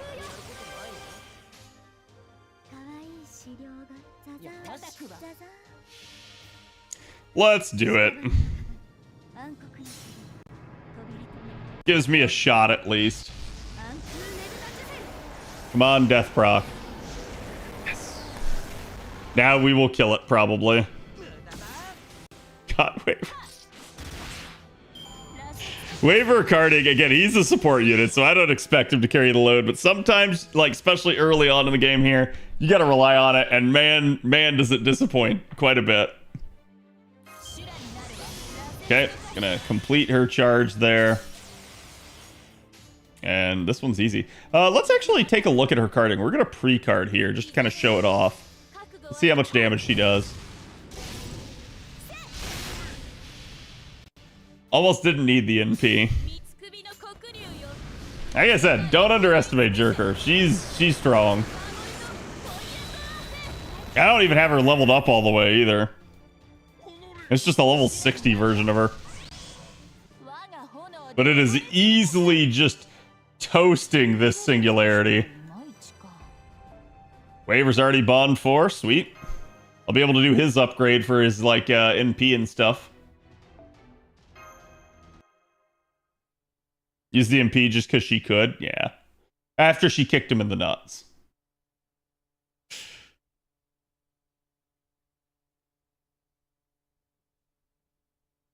A functional Berserker with decent stats. Yep.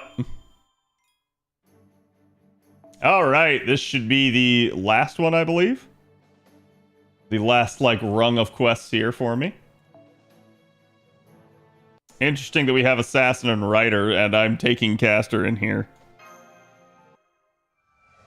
Shouldn't be too bad.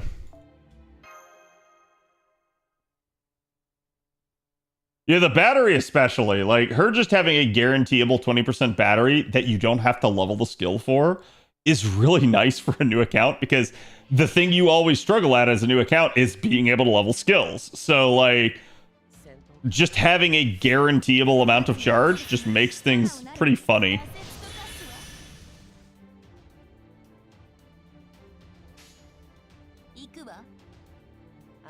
I'm gonna stagger the cards here just to be safe.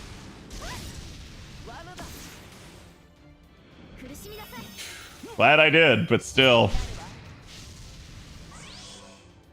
I should have actually inverted it. It might have killed. So basically, if I had done Nito's Buster and Waver's Arts onto God, what's his name? Phantom here. And then done Berserker's Buster, it might have killed. So I kind of went about that the wrong way. Whatever. I'll abuse the 2 cards here. Give me some extra NP gain.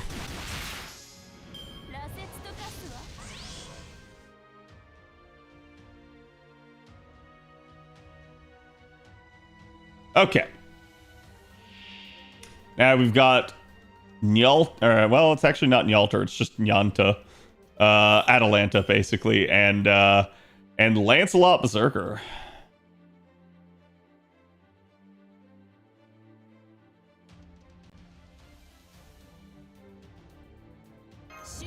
Not making the same mistake this time.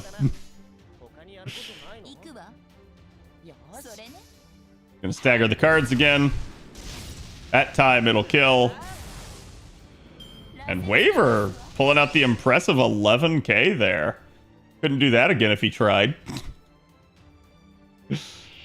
And then Shadow Herc for the final enemy and nothing else? They're gonna pop the Buster Up, but we're literally only going to need the Buster Up.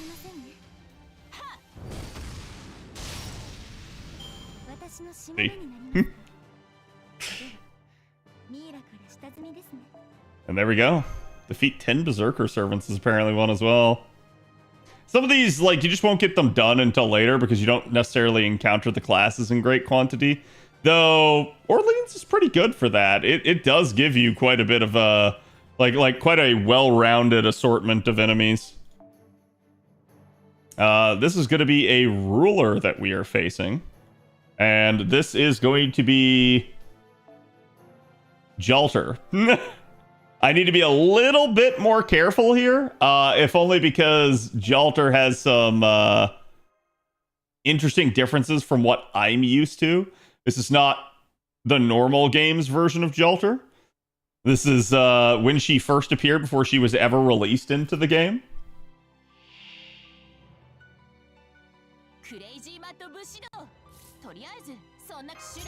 And that's just why we're going to get rid of her as fast as possible. Now, if you look at my chart situation, I've kind of popped everything here. And behold, it's enough that like 2 waiver skills get me full. Here's the warning I'm going to give you. Jalter's a ruler. Again, rulers are resistant to just about everyone. The 2 things that are going to be effective here is an Avenger class, which is one of the extra classes we haven't really talked about, and a Berserker. So having a Berserker already up and online for the Singularity is just smart.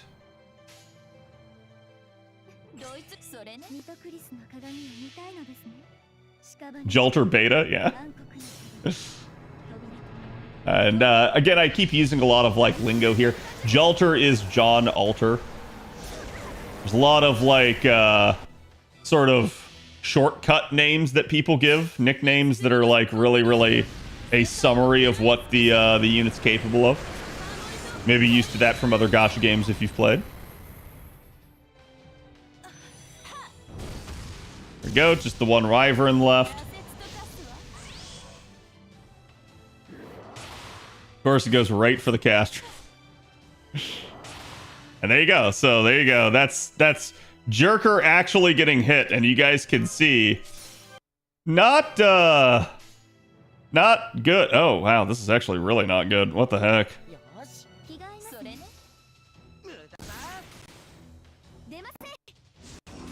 Should still be fine. There we go. So just a nice, easy 2-turn. When fights start being not like 1 and 2 turnable, that's when this will get harder for this account. But for right now, as long as I can just keep abusing this and getting away with it, it's not gonna hurt. Even use Jalter now in later story arcs? Think so.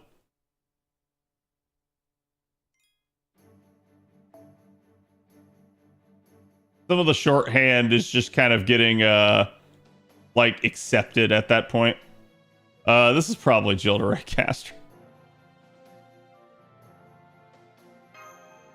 I probably should have slotted in Kentucky, but I'm confident that I'm going to be able to kill here. Yep.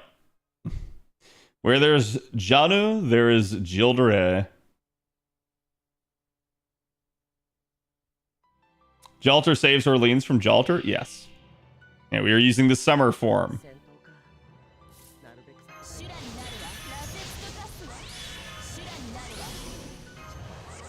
I'm not even going to bother with Nito because bro ain't living, chat.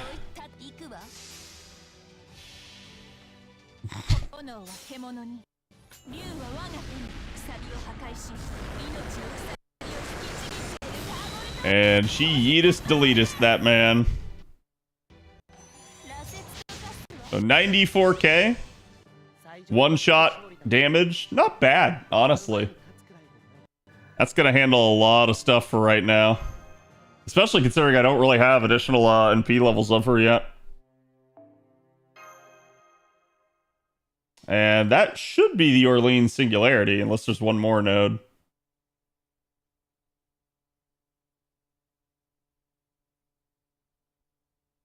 Game's struggling to load here. There it is. All right, so that is the first Singularity done. And that's pretty much at this point all we can really expect. Obviously, additional Singularities are going to get harder. But honestly, for right now, these, especially the first like 2 or 3 Singularities, they're really like straightforward. You're not going to see any noticeable increase until like Singularity 4, and even then, it's not like it's that much harder. So we got our first Holy Grail. As I mentioned before, Grails are going to be... Oh, and we got Kiyohime from that as well. Yeah, so they're letting us know, hey, if we do the second Singularity, Septum, this is all the stuff that we will get. Grails are how you increase levels beyond the normal maximum. Basically, there's different level values at which they work, but the idea behind it is that this is how you make your favorite unit stronger. You can't use them until they're already at their maximum level, but it's just going to be one of those things. So right now on stream here, you guys can see this is OG Nero Saber. Nero is a fantastic character. A lot of people refer to her as Umu. Umu is basically a 4-star saber. She has a maximum level cap of 80. If you put a Grail on her, that will increase her up to 85. But similarly, if you were to take her her Valentine's form, which is Nero Bride, that's a 5-star. That's maximum is 90. So if you put a Grail on that one, that would raise it up to 92.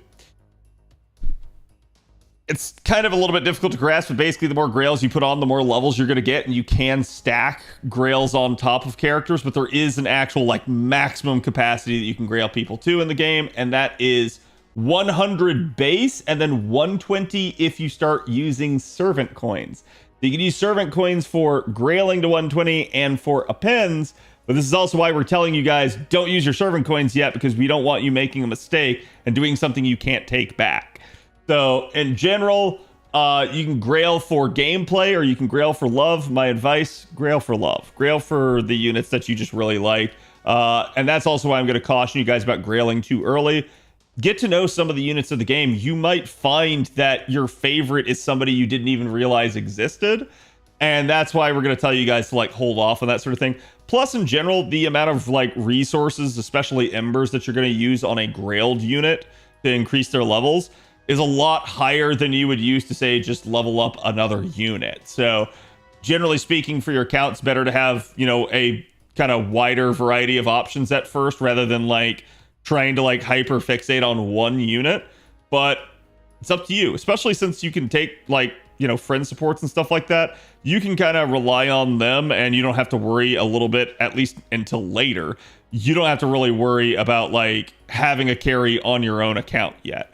So that's why I advise you guys to kind of hold off, get familiar with the game, get familiar with the characters, get your feet under you a little bit, and then maybe you can think about grailing and enhancing that stuff. Grailing is an in-game thing. It's a like player enjoyment and enhancement thing for veteran players. That's why we're going to caution you about doing it too early. Don't make any mistakes that, you know, again, you can't take back. Free exchange conditions added for super cool biz. Okay, so this is interesting. Back when I played, this sort of thing wasn't a thing, but basically now as you go through the game and you complete story chapters, you're going to unlock certain capabilities to be able to get stuff, not necessarily for free, but without the cost of rare prisms attached to things. And that's really, really nice. So just to kind of show you guys, let's see, it was super cool biz in the Da Vinci shop. Let's see. Is it under here?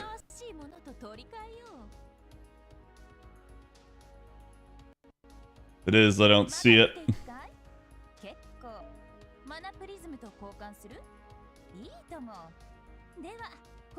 If you're wondering what else to do with mana prisms, by the way, again, buy your tickets that were in here. If you've already bought them all, my advice, until you get a little bit more, maybe sit on them for the next month. But generally speaking, the next best thing to buy is either going to be experience cards or, my preference here, probably foes, because you can't really farm foes. So the only other way to get foes is from FP rolls, and, well, that is still kind of a finite resource. So experience cards, you'll very quickly gain access to the ability to be able to farm 5-star experience cards. So they're okay. They're not the worst, like thing to spend mana prisms on, but to me, you can farm them a lot easier early on an account, so I would advise you go for foes before that.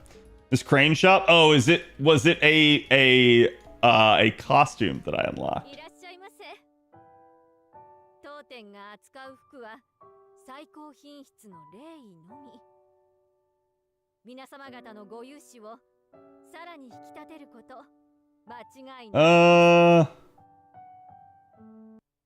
Huh.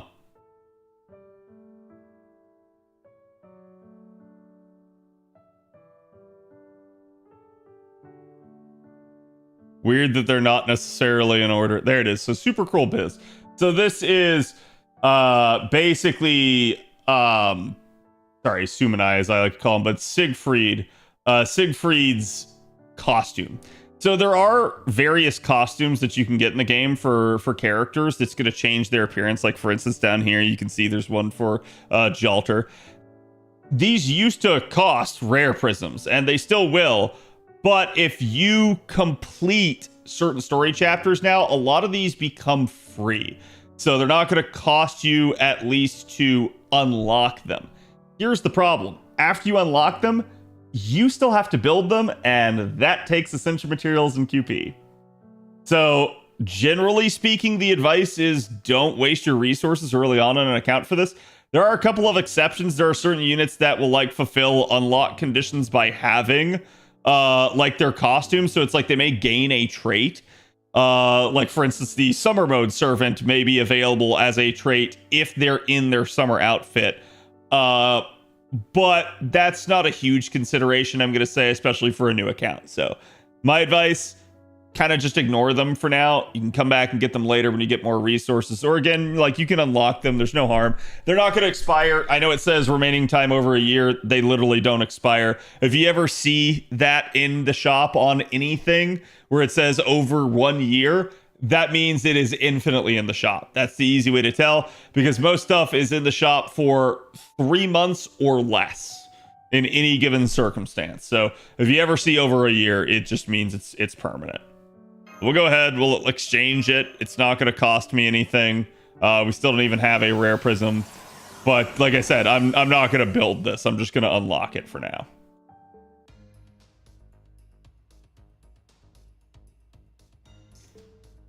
The missions will eventually give the foes. That's true, but you're still going to need way more foes. So that is an issue. That is a concern, which may be something that I kind of focus on and do here in the short term. All right, so we got even more stuff here. So we got the limited time mission that I currently had. You might not have that. That's fine. We're just kind of doing it basically to get the courts off it, but also because it was something I already needed to do. Now, because we cleared Orleans, though, this one is a permanent feature. We just got 500 evocation leaves. So with that in mind, there's a couple things we can do.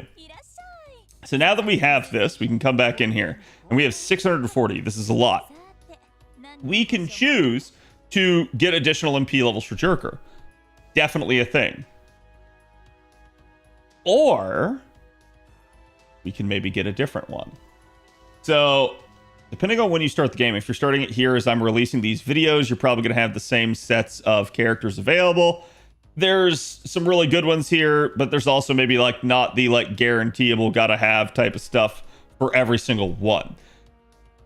But if you start later, there's going to be a lot more. So it really just depends on when you're starting. More of these are coming in here.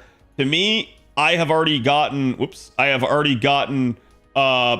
Jerker, aka John Alter Berserker. I have already gotten Kentucky Rider. Those two are the best that are available to me right now. I could finish them off, but I'm not gonna. And chat already has the right idea here. Whoops. I am literally gonna go grab Hoku Saber. Hokusai Saber is fantastic as a single target saber. She's single target, she's arch, she does a lot of damage. Her refund, a little bit lower for an arts unit, but she still has decent survivability. We're actually going to go and get a copy of her, and that's going to help me out on having now a go-to saber to focus on. You can see we also got a copy of Kiyohime as well. So basically, we're just going to let these welfares hard carry my account for right now.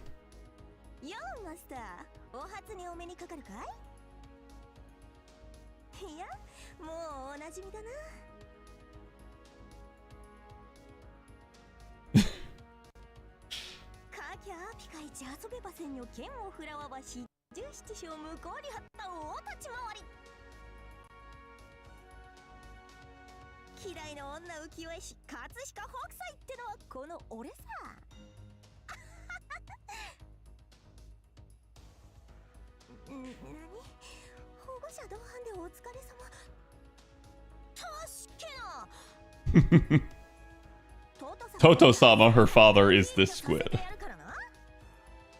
So basically, Hokusai is the summer form here. Like Hoku Saber is the summer form of Hokusai Foreigner, who is a 5-star AoE foreigner. It's an extra class. She's a really cool character, and again, this is just gonna be really, really nice. She's got a charge skill. She's got basically a star soak skill. Also, I believe with her guts, and then she also manages to have a 3-turn arts up. So it's really, really nice. She's a very, very high octane unit in terms of damage potential. So you might have a hard time getting your hands on a good single target saber at first. She's really going to help bail you out. We do get a copy of Kiyohime here now as well, so that's going to open things up for us. And she is going to basically be a option for an AoE Berserker. Generally speaking, she's not usually who I'm going to invest in early. She's not terrible, but she does have survivability issues kind of as well. But to be fair, that's going to be a lot of your low star units just in general.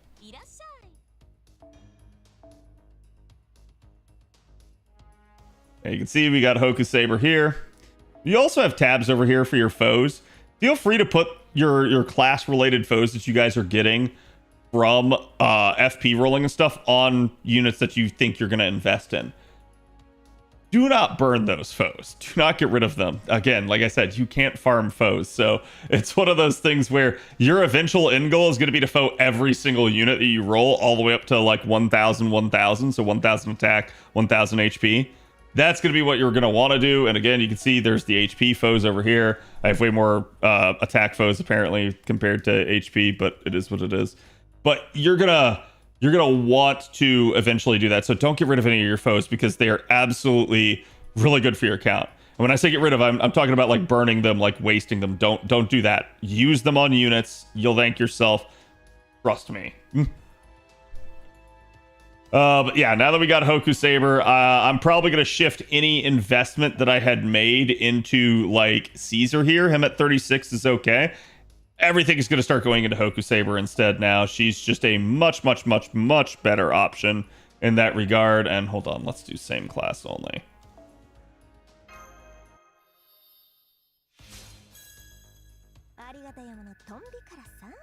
Oh, sorry, I just saw orange.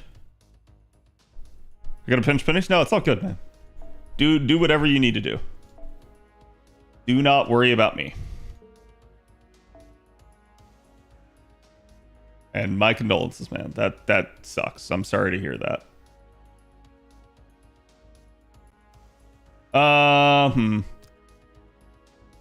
Sorry, my mouse is glitching out there for a little bit. Okay, let's... So I can kind of pull some of these back. And again, we can try to see if I can, squeeze a little bit more out of this. See if I can get a proc for success rate here and try to get stuff in. Generally speaking, you want to be putting in entire stacks of 20 at a time, but at some of these low levels, we're going to kind of abuse this and try to see if we can bait out a proc and save us on some embers. And that's a good idea because any embers you do save, you could just go ahead and turn them into somebody else. So I am using some of the all embers here because I do have a ton. I'm gonna do 3 here because I don't know if this last ember would be enough. It looks like it would be though, so yeah, basically it's 15k over, so maybe like half the embers getting wasted there, but not even really. It's not super wasteful, so I'll take it. We don't have any of her essential materials, so let's go back in. Same deal, into the shop here, and let us buy her ascension mats. Again, that's just going to cost us 200. So we still have 200 left over, and guess where I'm going to spend that remaining 200? That is going straight up on Jerker's additional copy here. So now we should have NP2 of her. Did it go in my box? Yes, it did. Pull it out. And it's just talking to you about Noble Phantasm levels and enhancing them. I'm actually surprised it did there because that's not the first Noble Phantasm level I've purchased, but okay. Like I already bought Kentoki's in P2. I'm just gonna go ahead, put that in him. Or in her, sorry. And now she is in P2. Going from MP1 to MP2 is a big increase, and it actually kind of tapers off. So like each additional MP level you get all the way up to 5 adds less and less. With going from like NP4 to NP5 adds very little. It's usually a completionist thing, and again, like for a free unit, it's like why not, right? But going from NP1 to NP2, usually a significant jump in damage for something like that. Definitely good that we got that. Go back to Ascension and let us ascend Hoku Saber. Now this will unlock her second skill.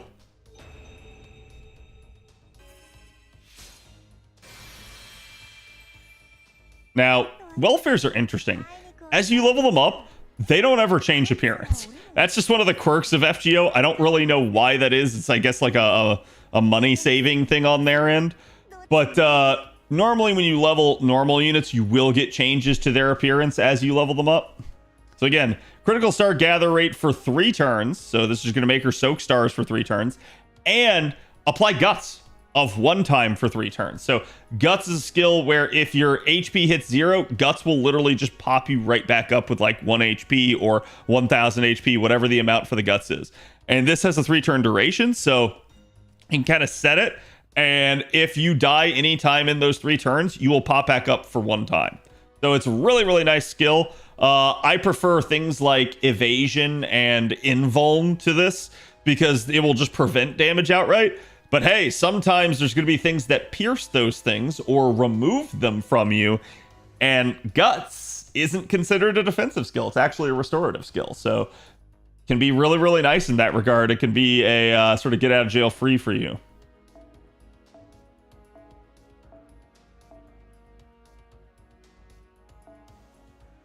Oh man, that's tempting.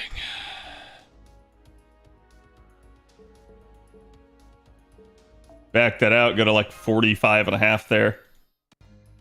I describe guts to people's last stand. Yep, absolutely.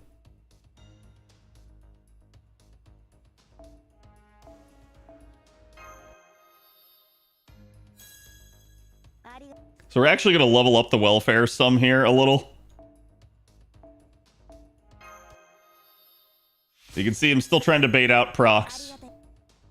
Taking kind of half at a time.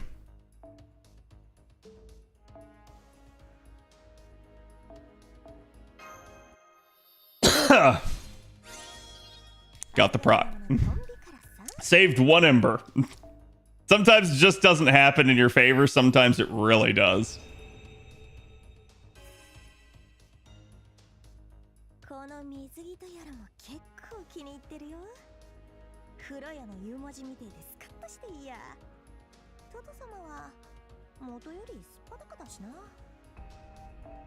Yeah.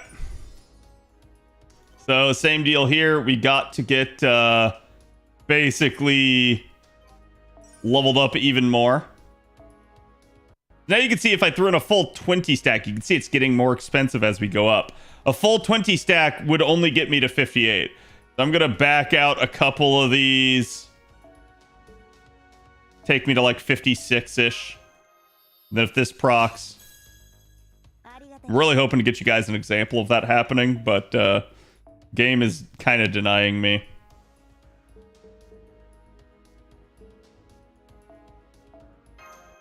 Okay.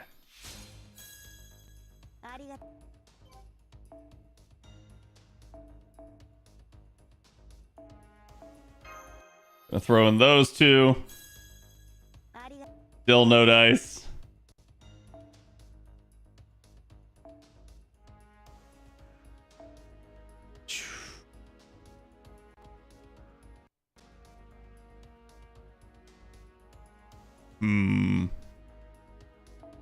Send the single ember again, but I really hate baiting for 1 ember.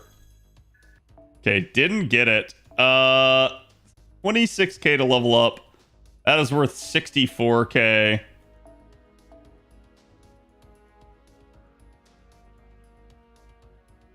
Whatever, send it.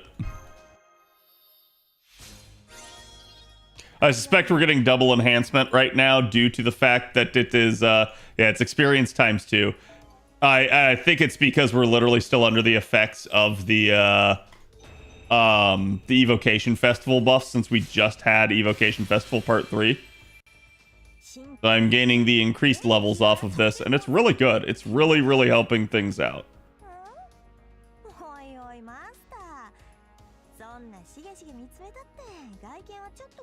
Desire sensor? Yep.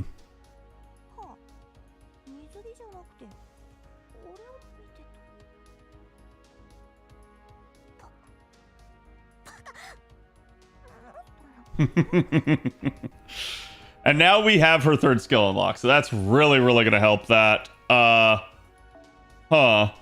many embers do I have? If I were to pull out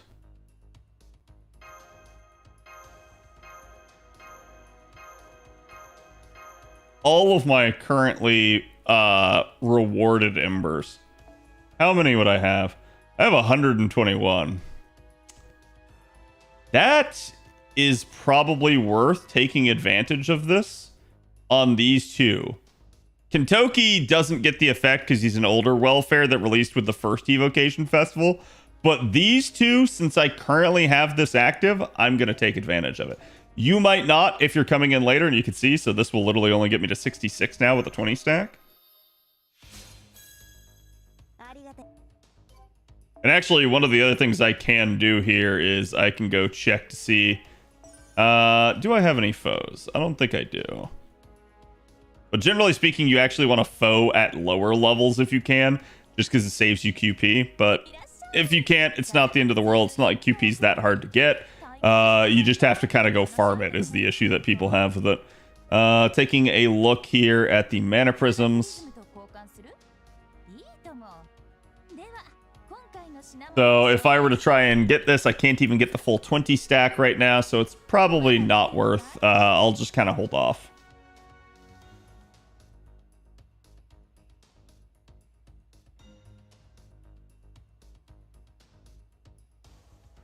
Man, that loading. Okay. I guess because it pulled me all the way out. I should have just gone straight to enhancement, and it wouldn't have had that issue. Yeah, let's go ahead. Let's continue.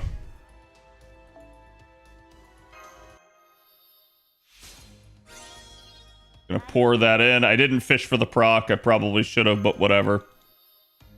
Get her through that ascension. Now she is all the way through her max level ascension. You do at least get a change to the final ascension card art here. This is something you can turn on in the settings of your My Room. If you don't have, I think it's off by default, which is really weird, but I definitely recommend turning it on so that you can see the final ascensions. They look really, really nice. Again, her actual in-game sprite's not going to change at all, but the actual card art definitely does. Martial arts is another form of art. Of course. That's why it's called martial arts.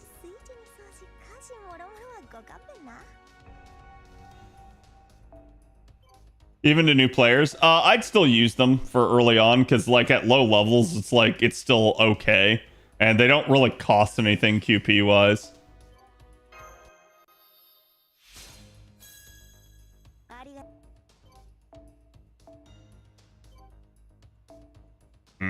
Definitely want to fish here.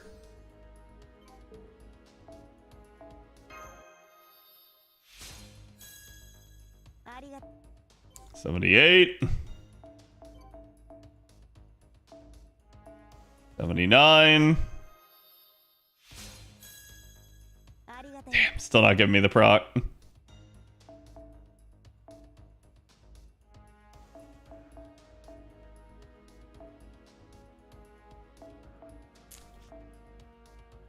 There's no good. Throw in 2.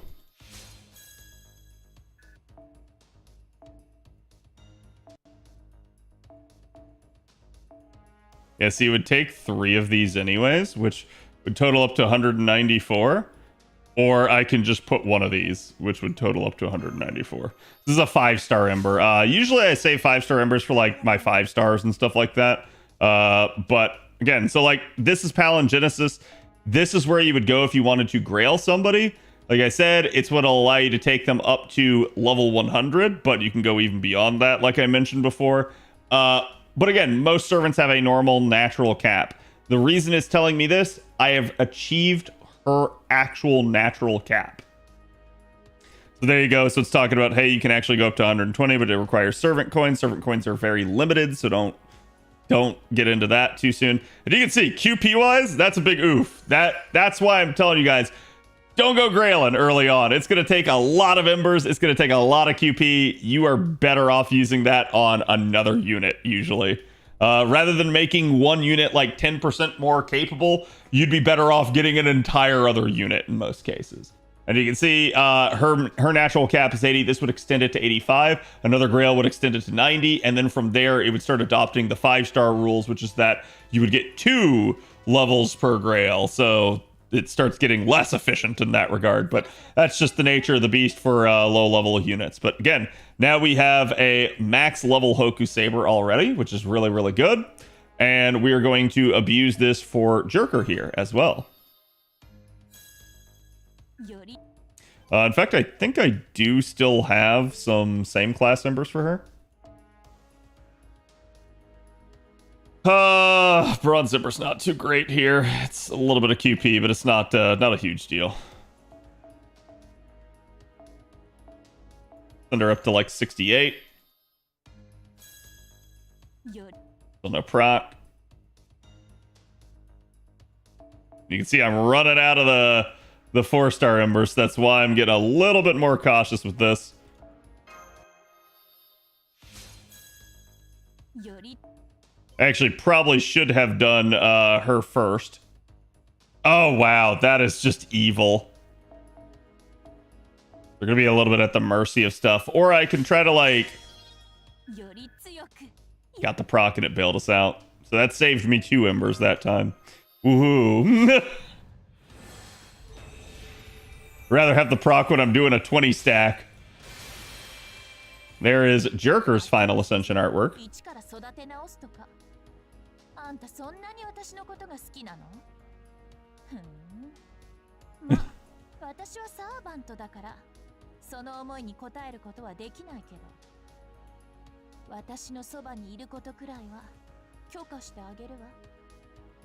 And she's being tsundere as always.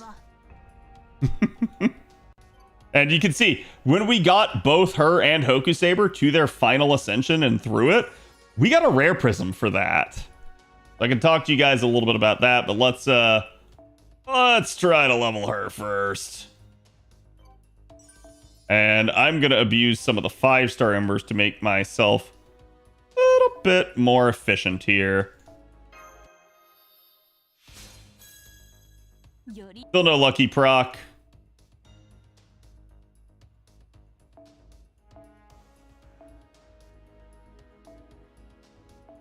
Try one more time. No lucky proc.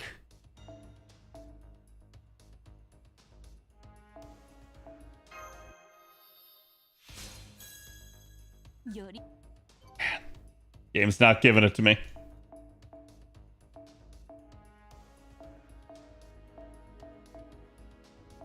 Do like 2 here.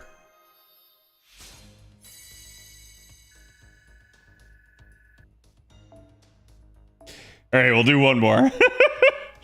It's a little bit overkill, but again, this is just the 2 times rate. And that's part of the reason why I'm being a little bit more cautious. That 2 times rate, there's a lot of experience flying around here. There we go. And you can see her non-FOD max HP is less than 10k. So that is definitely pretty squishy for a 4-star. And it's something you gotta be a little bit worried about. You can see I'm getting accomplishments for leveling up more characters to 80. Now I have 3 of them at 80 because I also have Waver there. So that's definitely gonna be good. They all have their skills unlocked. I should absolutely be capable of doing some stuff on them now. Hoku Saber's Divine Ink here is her charge skill, and her art's up. I don't remember if Hoku Saber is a like non-leveled one. I think I do have to level her charge skill in order to get it to actually like achieve its maximum effectiveness. So just checking out over here on the side, and again, just to kind of show you guys, I'm pulling up Hokusai's page. I actually got the other Hokusai, but usually at the top on fandom, they'll link to other forms of that unit. So here's the 4-star for Hoku Saber. And you guys can see, yeah, there you go. So as I level up the skill to go from 10% to 20% charge, that might not seem like a lot. Trust me, this sort of thing can absolutely be a deal breaker. Definitely the arts up is going to affect her damage output and her refund capability. Something I'm definitely going to want to invest in, plus its crit damage. And then the second skill here is her survivability. It's a 2000 HP guts at max, 500% absorption. So to me, personally, I'm going to look at this from the standpoint of this is really important and this is really important. This is less important in the time being. Because it's not like a huge deal and I'm going to need damage early in this account, we're going to go after the damage first, but normally I would actually go after charge first. There we go. Gonna level it as high as it will let me.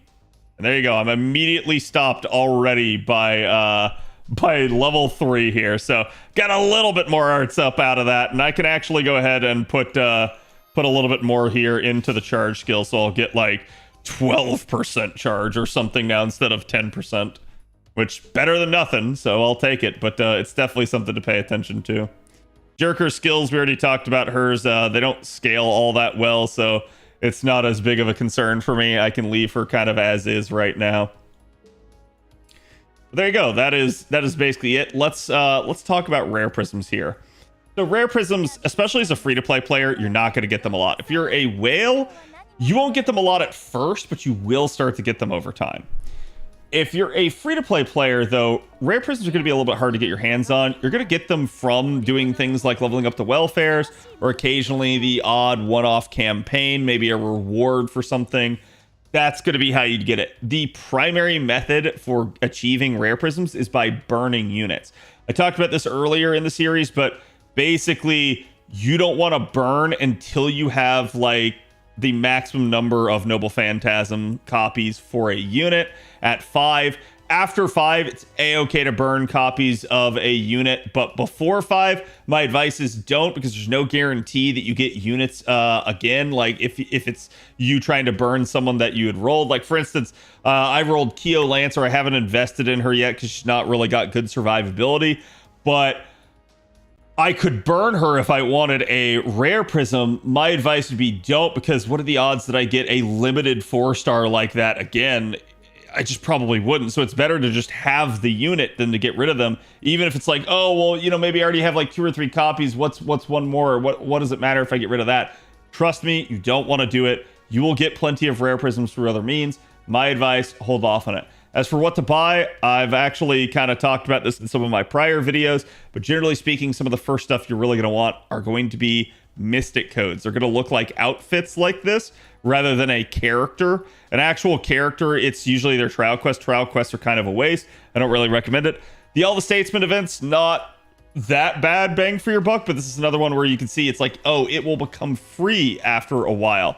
Same thing here. If you actually do manage to do some other things, you can actually make some of these mystic codes free. That is so nice. Trust me, they did not used to be. It used to cost, again, like 5 rare prisms per. And then as you can kind of scroll down here, we get to some of the monthly refresh items. These things are always here. They come back month after month. So there's kind of a like opportunity cost. If you don't buy these, they will rotate and you will have missed out on that iteration of it. It'll come back again, but you won't have gotten that specific one. So like if I were to buy the Lantern of Chaldea here, aka the Bond Grail, I could buy it for this month and then it would come back the next month. But if I don't buy it, I will have missed out on that prior month's version of it. So it's up to you. To me, don't worry too much about this, because especially if you're free to play, you're not going to have a whole lot of rare prisms anyways. My advice is usually either to get Bond Grails or to get crystallized lures. Remember, crystallized lures, those are going to be the things that allow you to actually take a skill up to 10. Especially for a new account, you're not going to have a whole lot of these. So these are kind of going to be really important for you. Bond Grails, a little bit better maybe for like some of the veterans nowadays, especially now that JP got a recent quality of life that helped this out. NA doesn't have it yet, so it's up to you. But again, maybe by the time you watch this video, NA will. We'll just see what the future holds in that regard. But still, those two are the primary ones that I would advise. Never buy a code remover ever. There is 0 point to them. They are useless, and the game will hand them to you at points. Gold foes are interesting because just like we talked about how you can foe a unit up to 1,000 attack and 1,000 extra HP, gold foes go beyond that. They are going from 1,000 up to 2,000, but you can't gold foe a unit unless you fully normal foed them already with 3-star foes. So this might seem tempting, but generally speaking, people probably should only get these if they've already kind of gotten the crystallized lore and they either already got the Bond Grail or they don't need the Bond Grail for the month. That's usually when people will start investing in the 4-star foes here. But generally speaking, you're going to get these from campaigns as well. So usually people aren't that big of a deal on it. Now, again, you can also use the DaVinci shop here to unlock old craft essences, old meta craft essences. To show you what I mean, every 3 months, you're going to get a new, like, sort of DaVinci, like, supportish craft essence in here. These are okay. Some of them are way better than others. You can see it's like, oh, if it's equipped, it's going to give you all of these effects. Definitely nice. But again, some are way better than others. That being said, after the 3-month rotation, they kind of go away. And then later they come back into the rare prism shop and it will cost you a rare prism to unlock them. That will cost you some rare prisms early on. My advice, don't worry about it too much. Again, like the one I currently have here, it's not that good for me. And this is 1,000 mana prisms to purchase 1 copy of it. You need 5 to MLB it, and it's really not worth touching unless you MLB it. So that means you need 5,000 mana prisms. That's going to cost a lot. That's a whole lot of like monthly mana prism rewards you'd be missing out on. My advice, hold off on that for right now. It's definitely good to get some of these, but definitely not something you need to like break the bank over. Now, should you spend your rare prisms on it? It actually is going to depend on which one we're talking about. Some of those old ones are really good. I will show you which ones I purchase as we get them.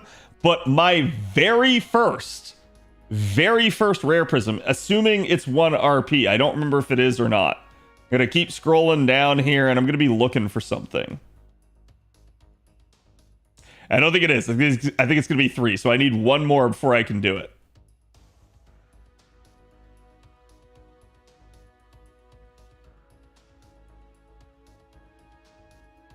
Yeah, there's also some command codes that are in here. They're not bad, but if you've already gotten like the original copy, it's like, oh, it's not as big of a deal. If you're new and you haven't, that's definitely going to be a thing, and you're probably eventually going to want to get those.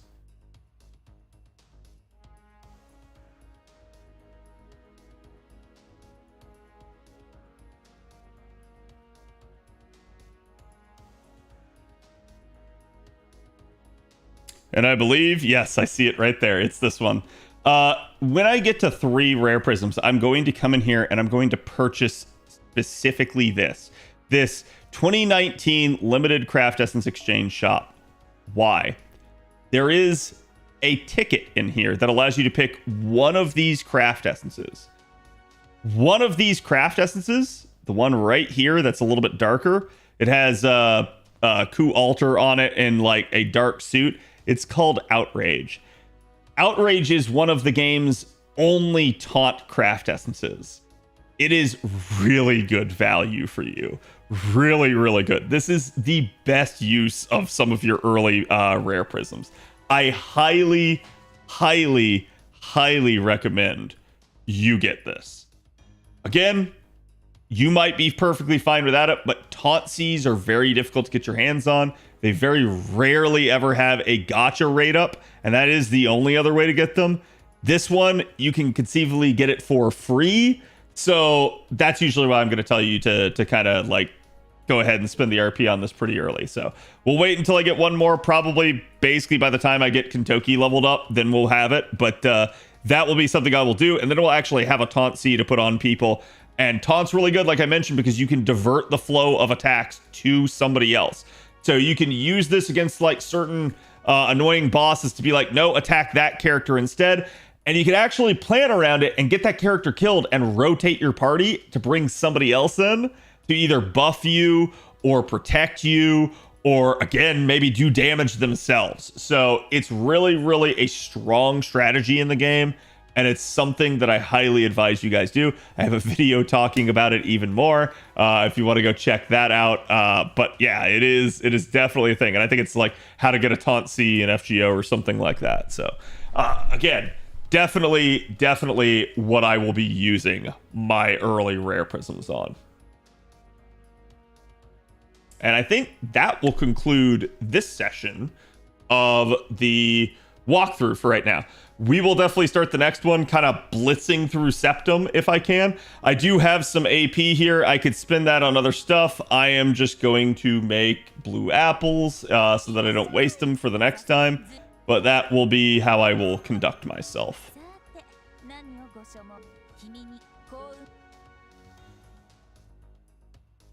And you can see in one more AP, I'd be able to do another blue apple, so I'll probably do that too.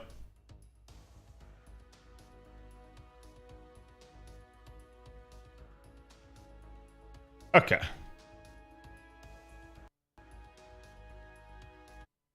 Just switch out of that so it's not playing in the background. There you go.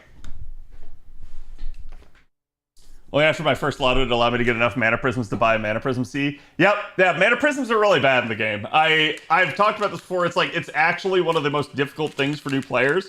And a lot of like veteran players don't realize it, because like for instance, if you wanted to look at like either of my accounts, this is my JP account.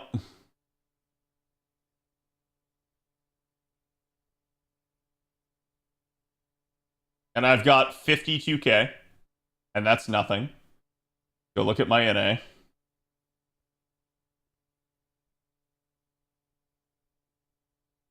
My NA almost has 10 times that. So, like, it's a thing. Veteran players don't realize how big of an issue that is. And it's way worse for new players. There's so many things in the Mana Prism shop. And especially for NA, that's actually going to be increasing here over the next year. So, it's rough. Am I enjoying playing on the emulator? I like it. I prefer my phone, but it's not like difficult for me to just do stuff with the mouse instead. I mean, you guys know I'm always writing with a teleprompter. So it's not like I can't like get that done either way.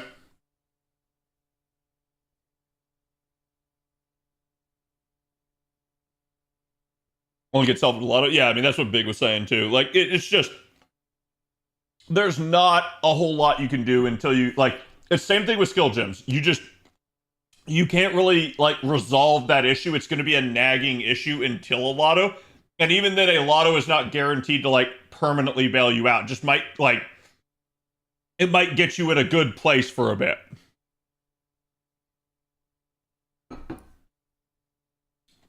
As from 8th Anna, you'll also get it from the gotcha? Yeah, I mean, you will. How often do you plan on gotching? You're free to play? If you're free to play, that's going to be the problem, is like, you're just not going to be gotching enough. Okay, chat. I figure let's chillax here. We got, again, the Berserker Daily. But why don't I show y'all...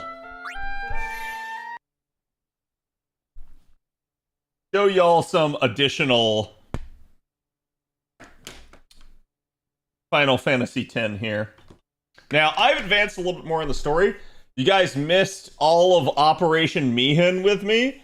You missed all of Jose Temple, which is sad because Jose Temple's really cool. Jose Temple's like a lightning temple. And we're going to be advancing things on here. I have been blitzballing. But yeah, we've done all of Jose Temple, we've done all of the Moonflow, and we are now in Guado Salam. I've done the initial parts of Guado Salam.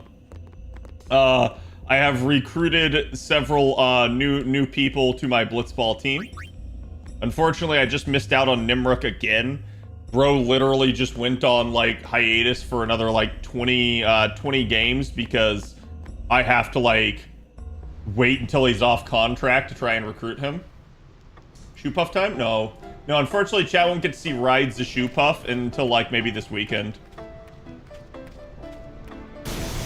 I dodged it, thank God. So there is lightning on the Thunder Plains. Who would have thought?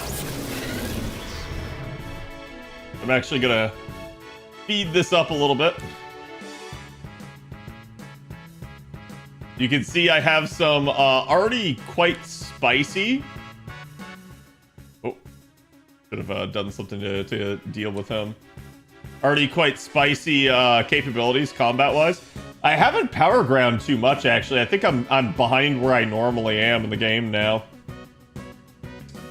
Let's bring Titus out. Let him try to kill it. He gets it. Excellent. Amari, go ahead and steal. Stole an Electro Marble. We already used him. So basically in 10 here, you got to try to like rotate everybody through. It is a little bit of a problem.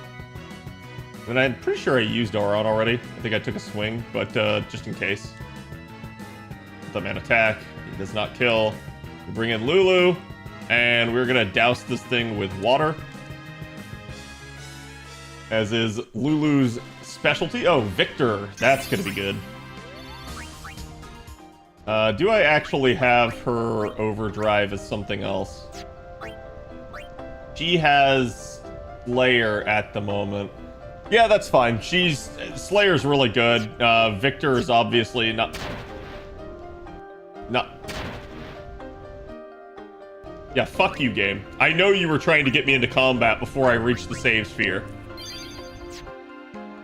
Okay. Now, you should watch out. I need to turn it off like 4 times speed while I'm here, because I'm just gonna keep getting struck by lightning if I have it on faster speed.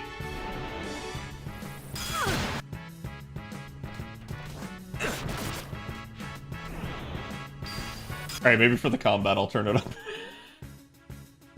I don't want to wait through those shitty-ass animations. Once you start playing at the higher speed, you're like, oh god, I need to play this way always. Yeah, let me steal. Let's rotate Lulu out. That's actually going to be a little bit of a concern here. Because Lulu's who I would normally take out that enemy with. Let Riku steal. Bring Auron in. Have him guard. Bring a unit in. Let's just have her pray. Gonna thunder us again, and now unfortunately I've got to bring Lulu back. Now Lulu can't cast. We're just gonna let her attack. I would have laughed if somehow that had gotten the job done. And we're just gonna Asuna her. That she's not blocked anymore on that. It's Yuna's turn again. Like the enemy getting off even one debuff was just, it immediately is like, oh god, now I have to do all these things to deal with it. 4 times makes it faster to dodge 200 easy. Yeah, but your reaction time has to be 4 times as fast. No thanks. Oh my god, game.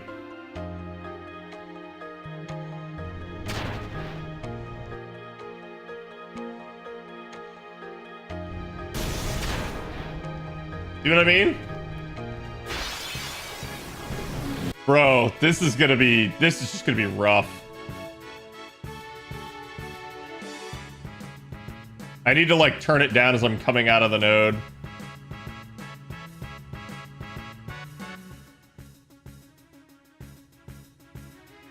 Just steal. Of course they targeted Kamari, but that's perfectly fine. Because Yuna is going to cure you. And then Riku is going to steal from you. And then... Or to use Lulu? I don't remember. Just guard Lulu. Waka, get in here. Yeetus, deletus. So you have to rotate everybody through to get them experience. You can mod it so that you don't have to, but... Aw, dude. Yep.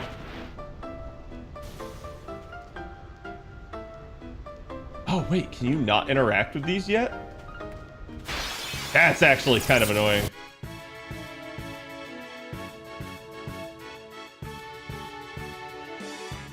Okay, let's steal that.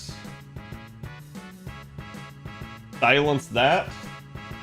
Gonna Thundara me. I am going to... Is it water? I actually don't remember what that thing's counter is. It is water, okay.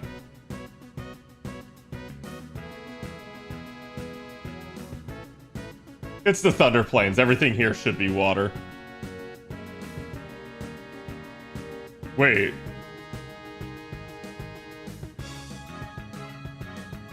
Oh, it didn't die. That actually, like, surprised me. Actually, there's no way I needed a Kira for her. Steal the Electro Marble. Rotate Oron in.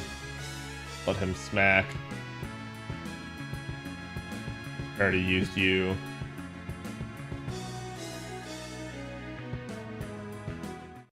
Did I forget someone there? Nope. Sweet. God. I have to be, like, spot on.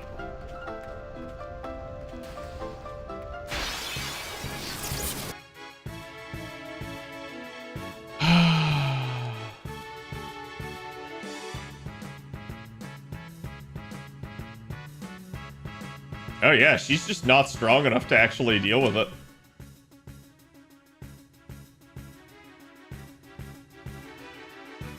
Magic increased?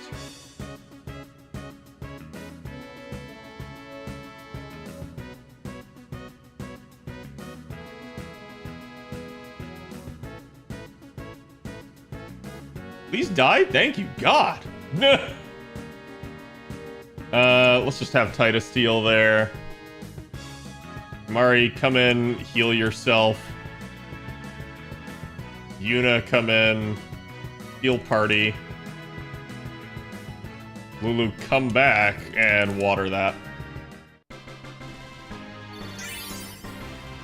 Yeah, the battle results page is what works. God damn.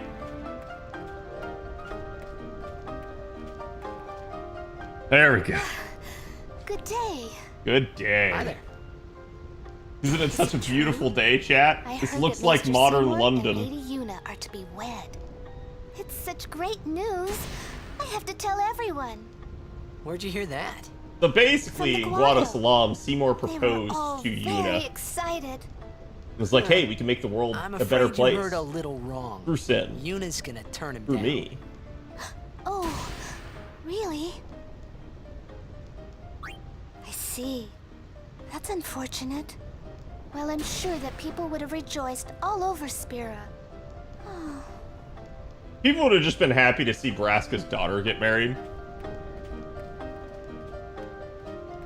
I don't think there's anything over here in this corner. Titus. Let Titus kill that thing. Switch to Kamari. Or sorry, switch to Waka. Waka kill that thing. I could absolutely finish that with Lulu, but probably not a good idea. Pray.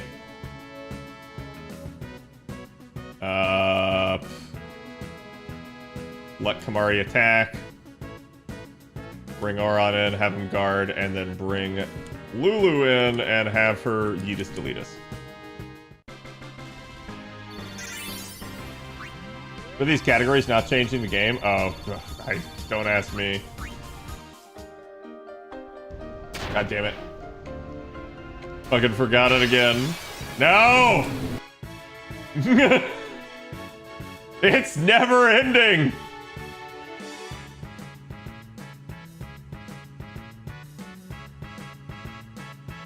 Okay, that thing's dead. Bring Waka in. Have him kill that one. Bring Riku in, have her steal. So again, I'm just rotating everybody through. I'm getting like some thievery going on. And at that point, I'm just trying to make sure that everybody like gets their stuff. I'm not even really using overdrives. I'm not really having to, is part of the issue here.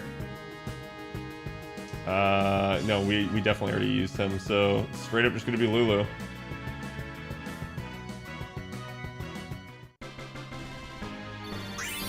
Definitely getting much nicer experience here. God, dude. Jesus. Dude, I pressed it on that one. I keep forgetting to do it on the exit screen is why.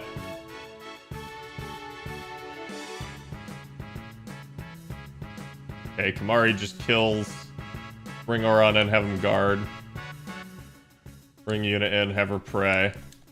Pray is free again, so it's like you just basically clutch on that.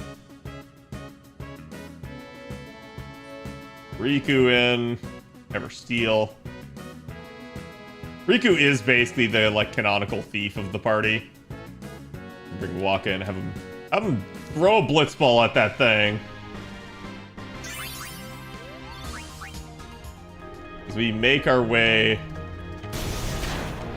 across the Thunder Plains, I actually tapped it to open, and I think it thought, oh, you're actually like trying to spam the button. The game will penalize you for that. Water Ball has Water Strike on it? Sweet. You can also... I believe there's a way to modify stuff. I have not dealt with that yet. Where is it? Customize. Okay.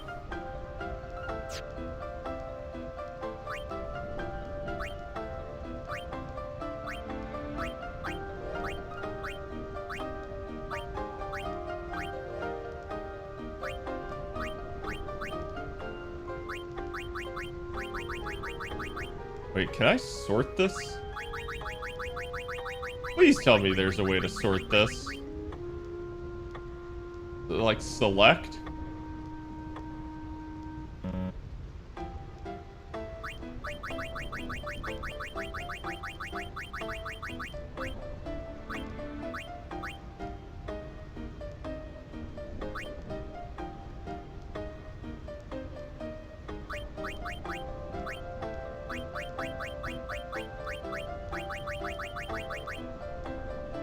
You can only sort in the item screen. Thank you. I was like, holy crap, that is just bothering the ever-loving piss out of me. I forgot how to do that.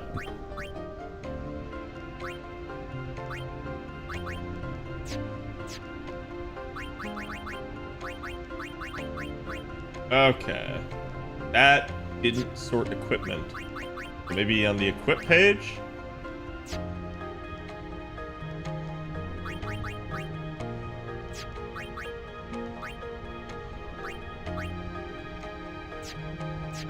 I was like, I know there's a way. I remember. But I just don't remember how.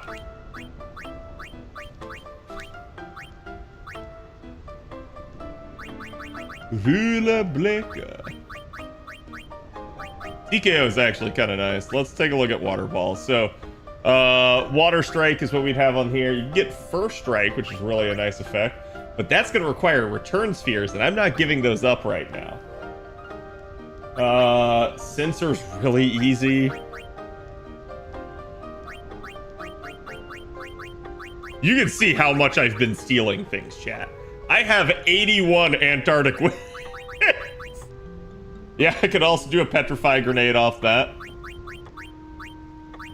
Strength would probably be just at least a little bit ideal. Doesn't look like you can do the more powerful one. I don't remember what the requirement is to do some of that. 1 MP cost. Oh, it's for a 3 stars. Ooh.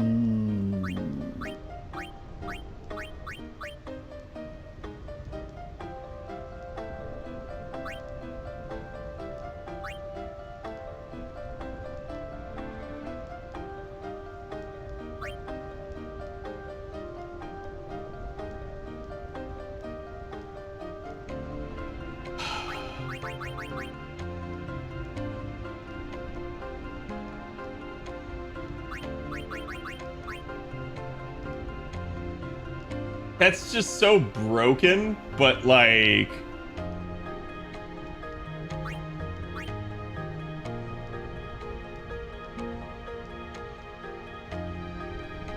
Yeah, why not? I'm gonna get better than this, so it doesn't matter. Yeah, it's just, this is now another TKO. In fact, I probably should, yeah, I should have just taken the TKO and turned it into it. Oh well. Oh well. Take a look at the sphere grid here. As we're moving people along. Again, if this looks familiar to class score for you guys, it should. Yeah, this is basically what class score is based off of.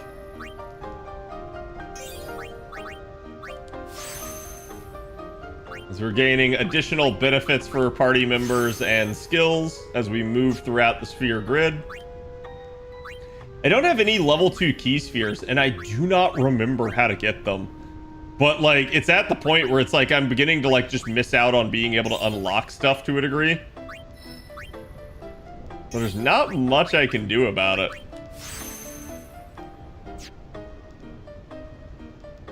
Looks nothing like class score, though. Oh, it's way more complex than class score is, right?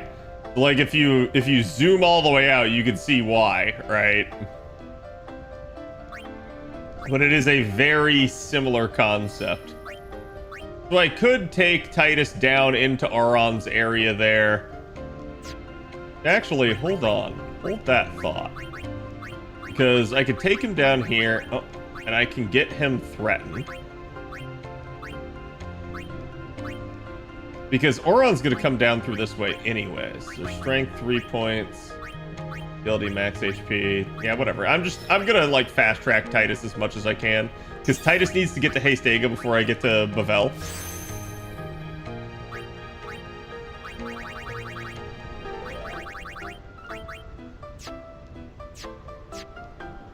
Mari.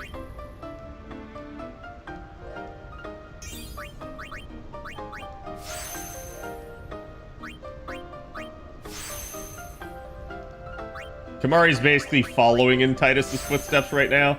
I realized what I did with Kamari last time, and I wish I had done it because Kamari is so good when you do that. I circled him around the middle area just like I did here, but then I sent him into Waka's tree, so he got the sleep, the darkness, and all of that stuff, and it was like having a second debuffer, especially one that can't really run out of mana, really good. Taking a look at this level 1 key sphere.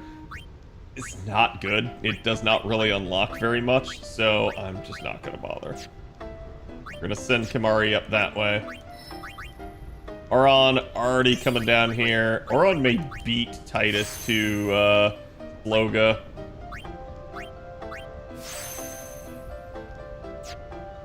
And then Yuna. Yuna's pathing is so weird to me.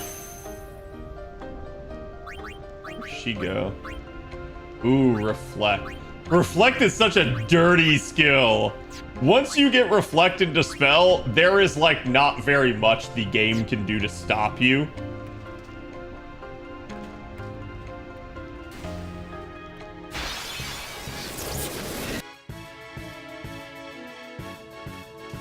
Okay, let's switch to Titus.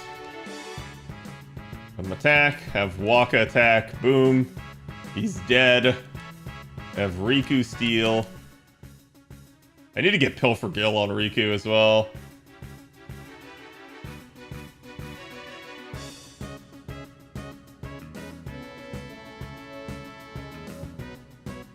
I'm actually bringing them both in so that Yuna can heal.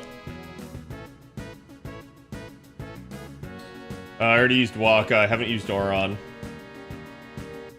And let's use Lulu. Everybody some easy experience. Oh my god! And I'm like right next to the fucking tower too. That's gonna keep happening. I am just gonna end up mauling over this.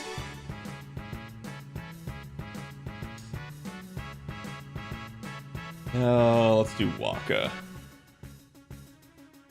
Waka silence that thing. Nice.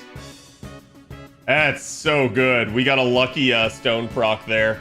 It basically petrified the enemy and just made it a non-issue.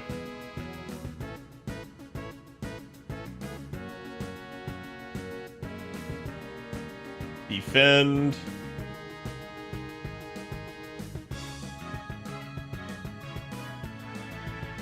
Yeah, I think it's just Lulu now.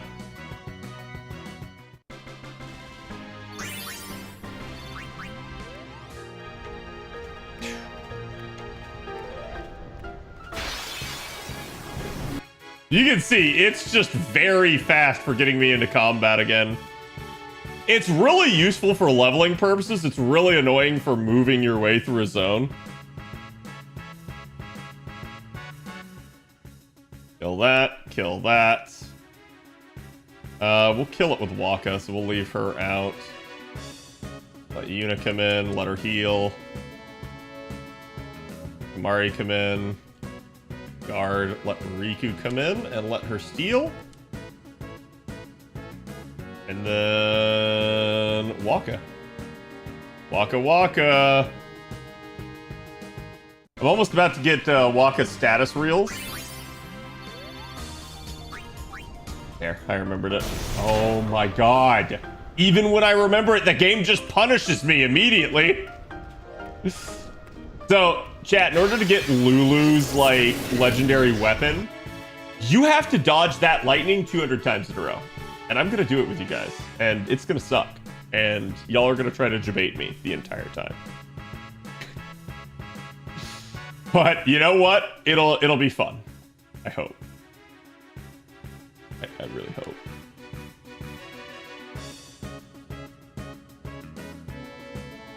Okay, got him.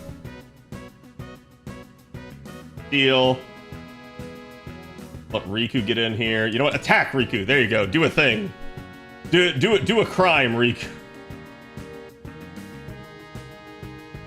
There we go. Lulu's gonna need it. Auron's gonna need it.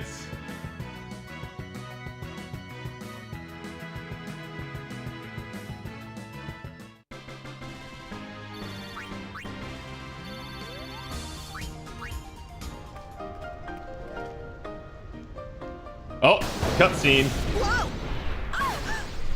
Whoa! That was a close one. I know how this Stop feels. kidding This is around. literally just Florida. Yes, ma'am.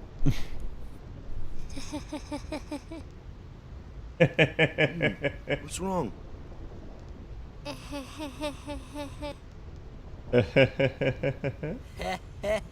You're giving me the creeps. Says the guy that creepily laughs. This is Riku, who we met earlier in the game. She's now joined the party.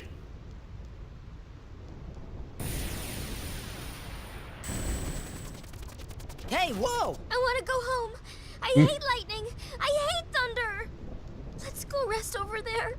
I too hate lightning from Final Fantasy 13. This storm never stops. Better to cross quickly. I know, but just for a little while. Well, what now?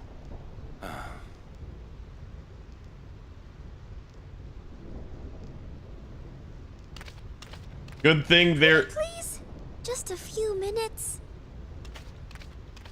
they're just a I'm freaking. scared of lightning. Let's rest, please. Pretty please.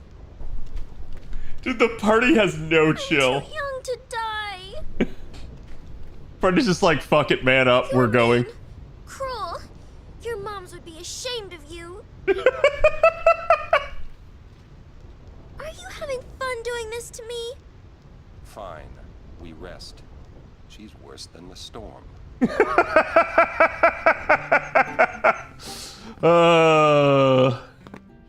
God, I love Final Fantasy X. A little tired. Do you have a room available? Ah, Lady Summoner. Yes, just over that way. Thank you. Yuna? It's not like her. It's not. Yuna resting. Go away. It's not easy being a guardian to a summoner so young. Kimari said go away. This is going to be some journey. Ba ba ba ba ba ba. Ba ba ba ba. I wonder what's wrong with Yuna. No point asking. Mood she's in. Yuna looked preoccupied. Yeah, she Was did. it because of Jiskel? Are you that scared? When I was little, a fiend attacked me while I was swimming at the beach. My brother tried to beat it back with a spell. But he missed and hit me instead. It was Oh. a thunder spell. Ouch. I've been scared of lightning ever since. Actual But realistic it can reason be to be scared of effective. lightning. Magic is effective against marine fiends. My brother said that too. You should learn some spells too.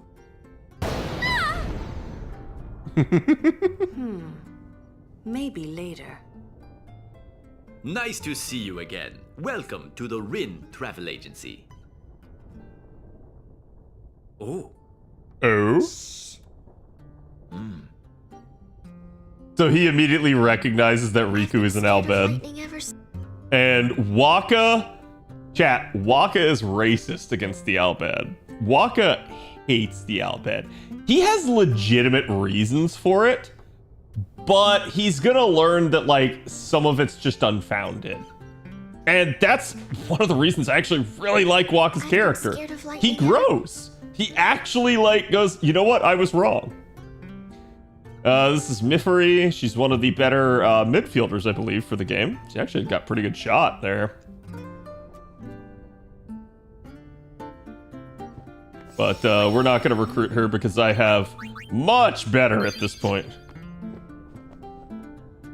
how goes your study of our language? Ali Jusadwi? That is good to hear. Allow me to present you with this book for your study. If you never talk to people, chat, you would just miss out on this. I wonder, would that be Sir Orin by any chance? No. Ah, as I thought. I've been wondering since I saw him at the Mihen High Road branch. Sir Orin, I wonder if you remember me. 10 years ago, at the beginning of Lord Braska's calm. Yes, I should thank you. Not at all. I could not leave a wounded man to die. However, I was surprised when I saw you gone the next morning with that wound. Yeah. An ordinary man would not have been able to walk. I'd rather drop that subject, Rin. As you wish. It's like, how did you leave? History of Summoners. Long ago, fiends known as Cactuars roamed the Jose continent freely. They ran rampant, ravaging fields and tormenting travelers. Then Lord Gandalf appeared, a man later to become High Summoner. He scoured the continent for the Cactuars and drove them to these plains. Once he'd gathered the Cactuars together, Lord Gandalf linked the sign of square, whereupon the Cactuars turned to smoke and were absorbed by a stone. The Cactuars were thus sealed into stone, fated to face lightning day and night, until somebody again links the square sign and releases the seal. They shall suffer within the stone for their deeds. Thus did Lord Gandalf bring relief to peoples all over Spira. He believed that the battle with sin was only one part of a summoner's greater mission. The other part, terrorizing indigenous, like, native wildlife.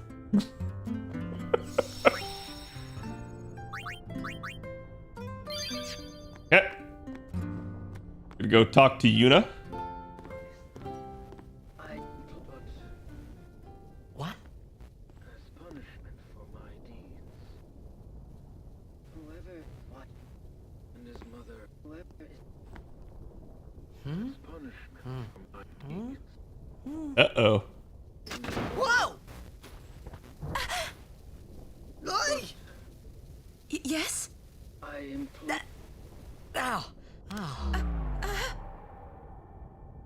What you looking at there? Well, it's nothing really. I just,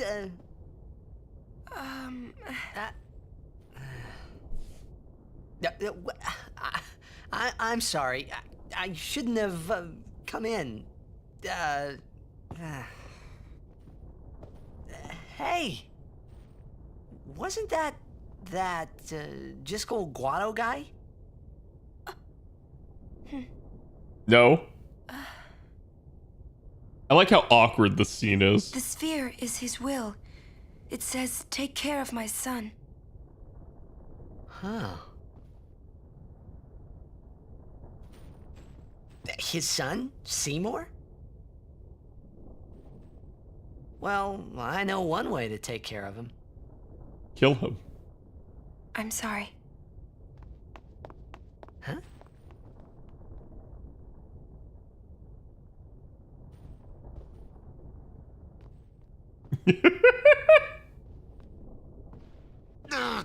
What do you think you're up to? Yuna was acting funny. Yeah. She'll tell us when she's ready, so hold your chocobos till then. Yeah. All right.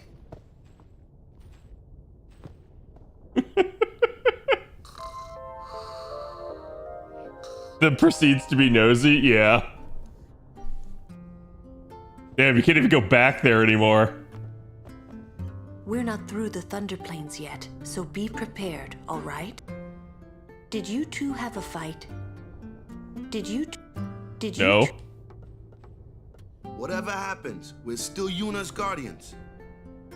You know Waka's not washing them pits? Then let's just go on with the Bro, journey, huh? I don't even think Waka knows what deodorant Let's is. give Riku a kick in the butt and go, huh? I also like him. Riku a kick in the butt and go, huh? He's just all in favor of like messing with Riku. Kamari just shakes his head at us disapprovingly. She's not going to move unless we do something. She's not going to move unless we do something.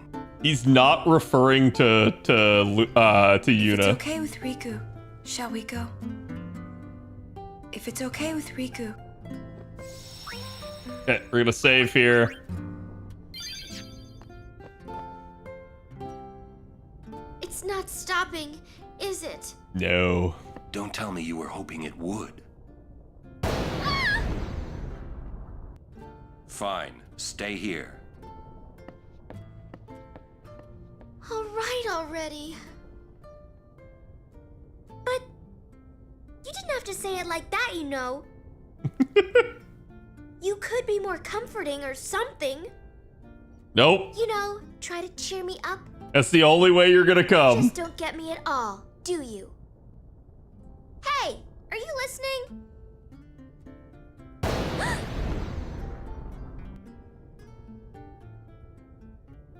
I'm not scared. I'm not scared, you hear? You're not convincing anyone.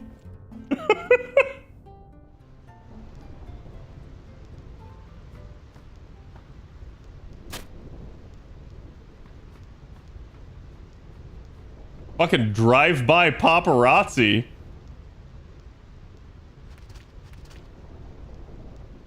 So let's go back. Let's try to get some of those cactuars. Oh god, the Thunder Plains theme again. Ba-ba.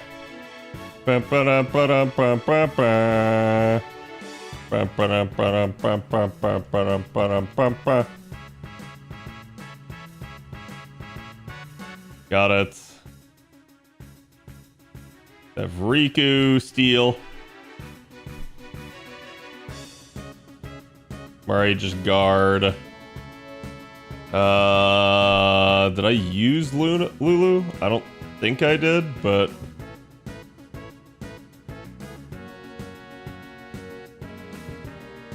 and then Waka Waka.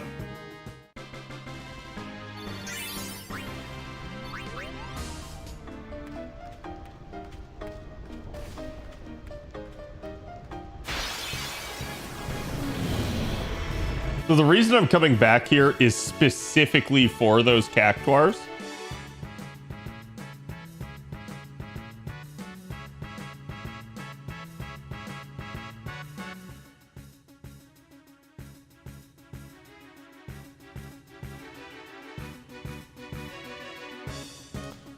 I don't remember if I used her or not. I think I did, but I need to be sure.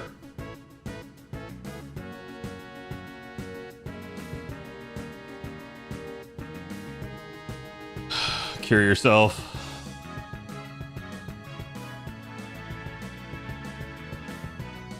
This is actually a really slow team I have in at the moment. Ah!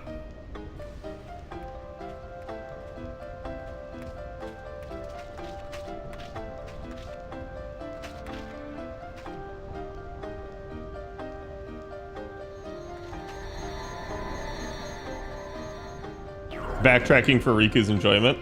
Well, it's also just in general a good idea to like backtrack here. Oh, that's not good. You'll get a treat if you can defeat it before it gets away. So Titus is probably one of the only people that can actually hit this sucker. So I stole Chocobo Feather from it. That should actually be really useful.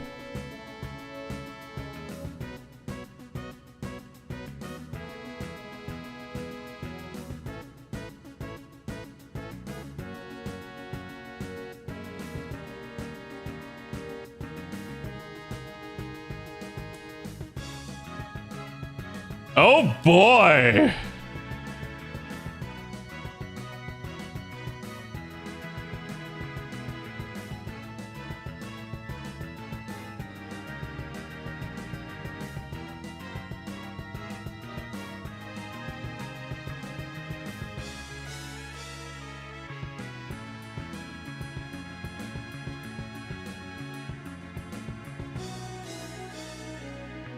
Can you lance it with Kamari? You're not wrong. I believe I can. He ran away. Piece of garbage!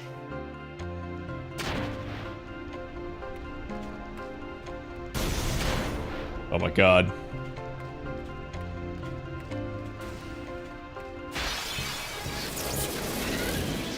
I don't remember, like, if I need to actually, like, kill all of them. I think it's just free until I do something.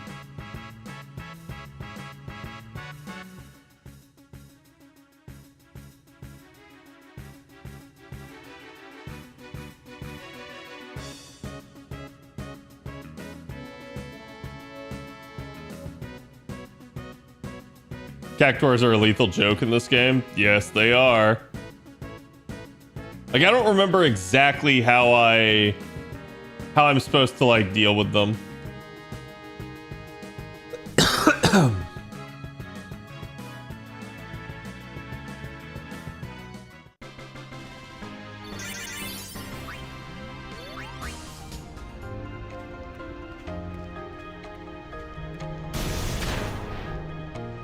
Well, it actually helped me. Shoved me further back on the field.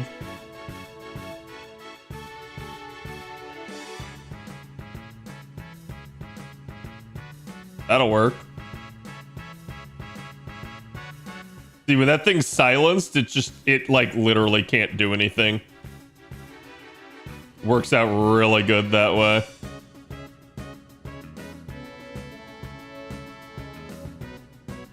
One of the reasons I will like take the MP to actually deal with it.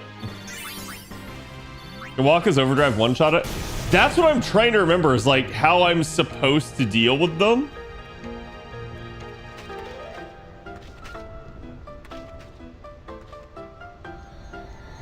I think piercing works if you can get Auron to hit. That's a major issue. There's like no way I'm gonna get Auron to hit. Oh my god.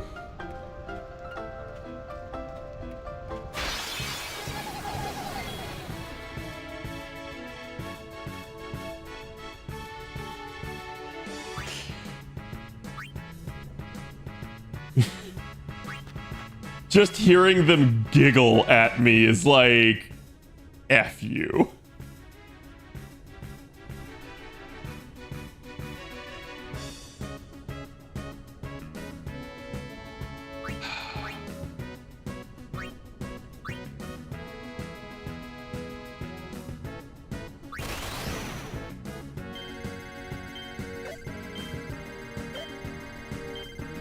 Damn.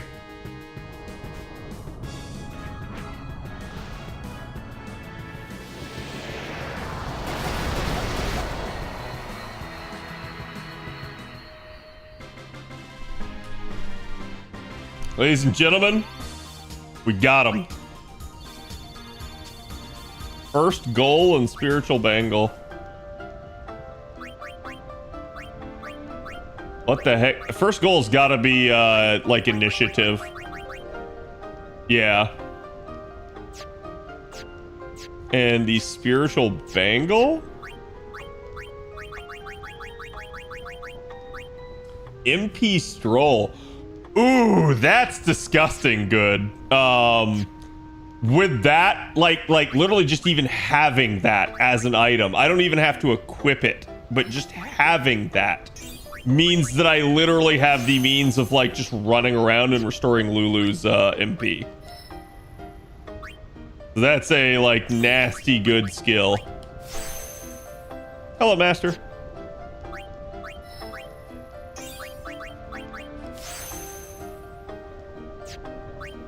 Okay. Gonna move right on down there.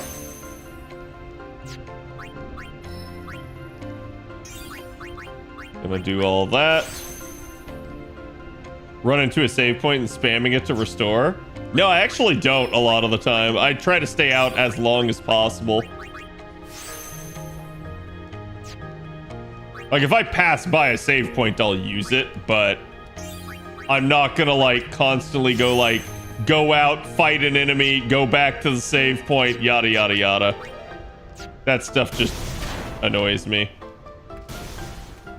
Like, here I'll use it, because I've already done a bunch of stuff, and this just literally is gonna get me having all of it saved at this point. Wait, what? Oh, whoops. Plus, this also just topped everybody back off. Aron, can you? Yes. Yes.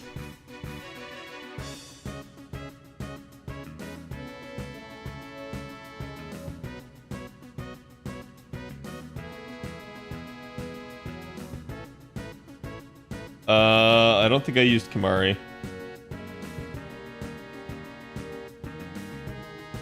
I'm going to pray. It didn't affect anybody because I miscalculated and thought that was the thing, but it wasn't.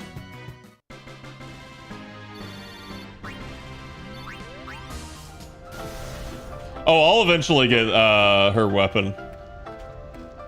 So wait, my next question is, were those the cactuars I needed to kill? Yuna, focus. Oh yeah, so she actually like has moments where like she's kind of out of it right now due to the story.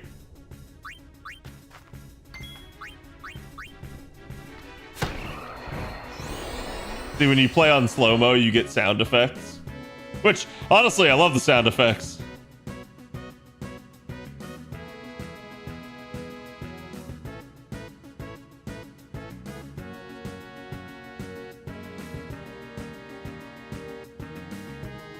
Did I use Titus? I don't remember. Apparently.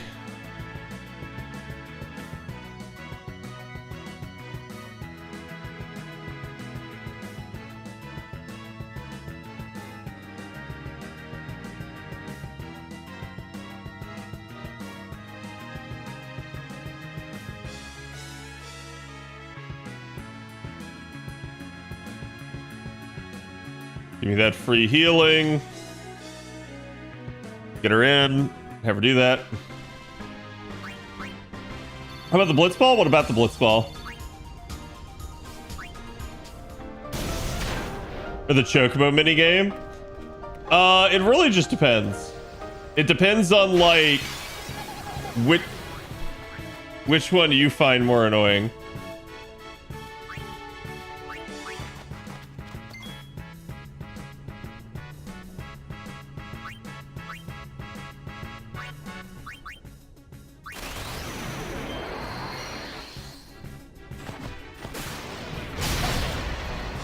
That'll teach it. That'll teach that little shit.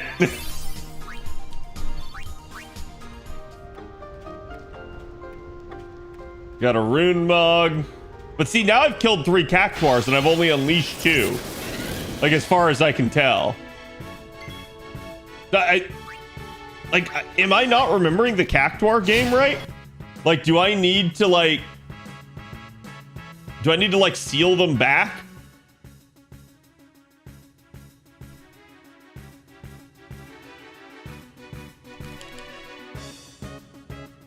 Is that what I'm misremembering?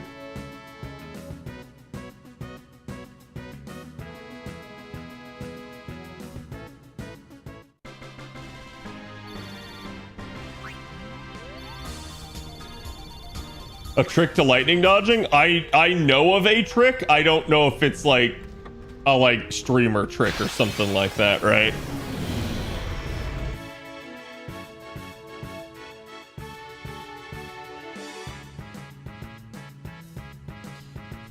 Let Kamari deal with that.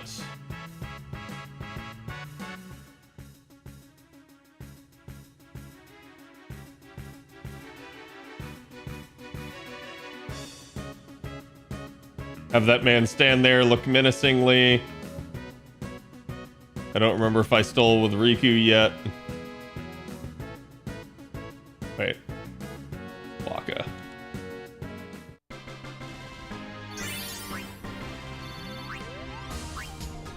Get to a specific spot and run in circles? Yes, that's usually what I do.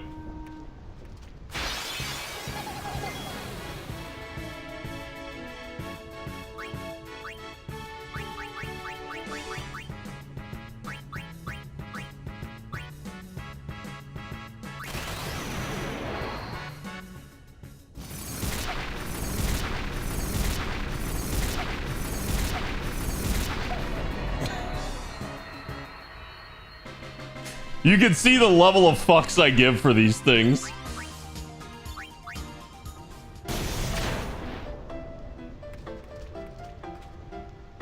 Grilled cactus? Yep.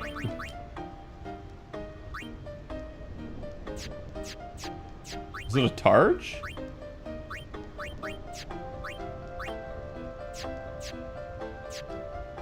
Actually, that's a really bad weapon for her to have equipped here.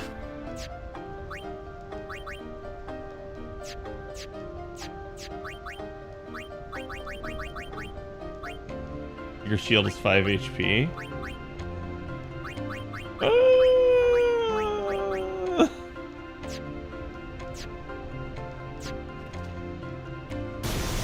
my god.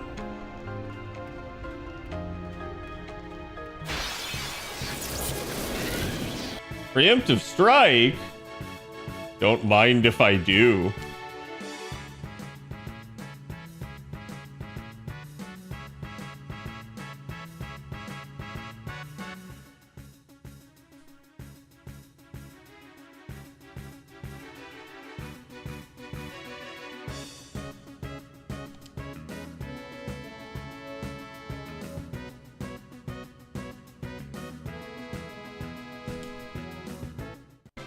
Another cat statue past the end. Yeah, there's more on the other side.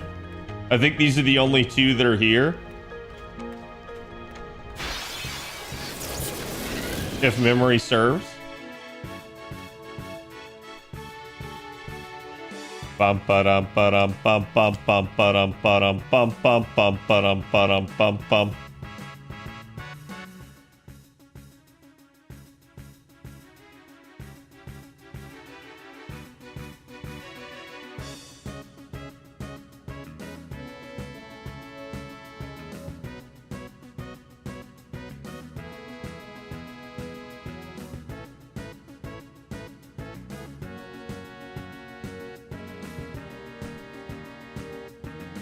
I don't remember if I used them or not. There we go.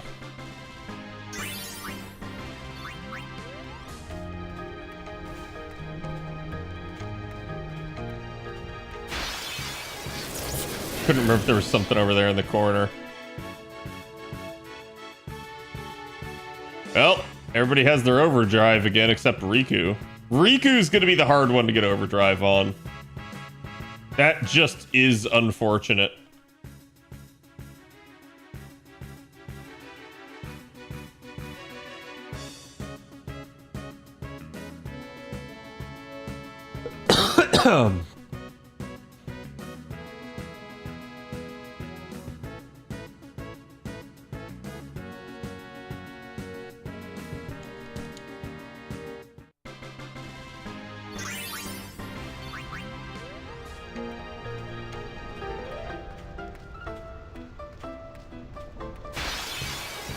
Think later, Yuna.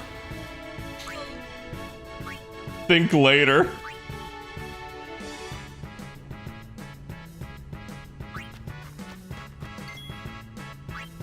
Kamari, I need you. I need you to kill this thing.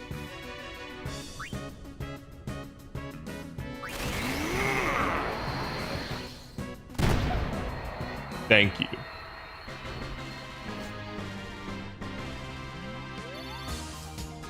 I didn't know that they had that voice line. Yeah, it's a thing. Spiritual Bracer.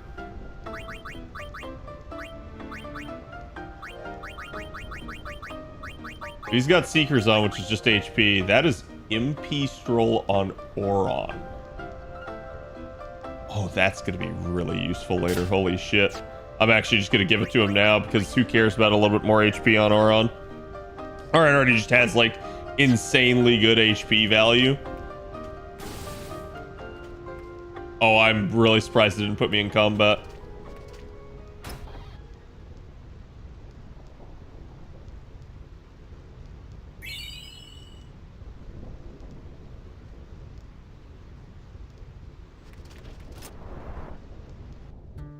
I don't remember the point of that.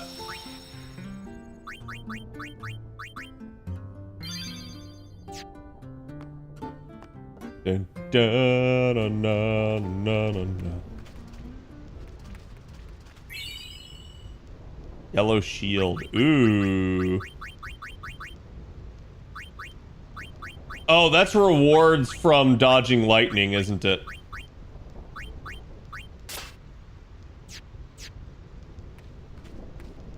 I forgot, but that's what that is. Yeah. It's funny that I remember to write his chat saying it. I'm like, ah, yeah, that's how you do it.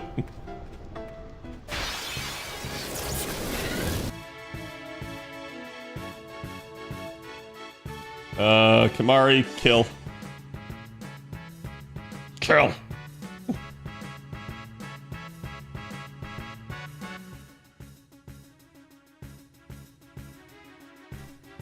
Ray.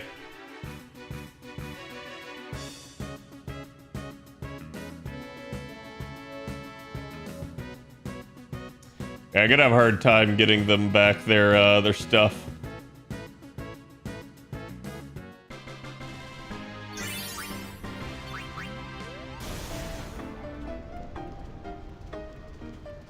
Wait. Huh? What? Why can I not activate that one? That's so weird.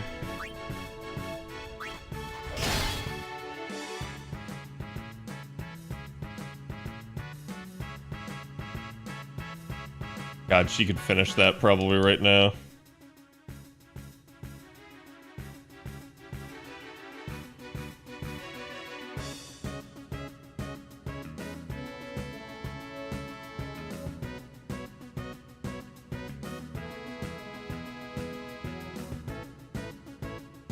Oh, no, she didn't. There you go. Got Kamari a kill. It's not glowing? Yeah, but I don't remember what I need to do to make it glow.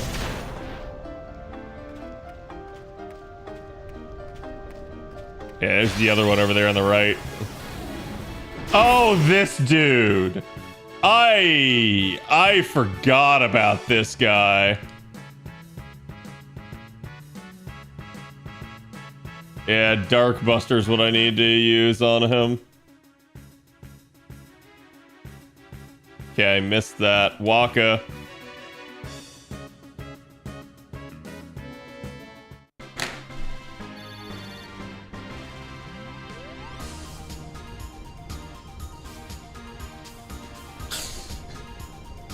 That's the problem with having stone on your attacks. You just kill things sometimes.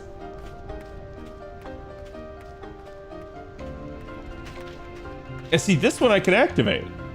But I couldn't activate the other one.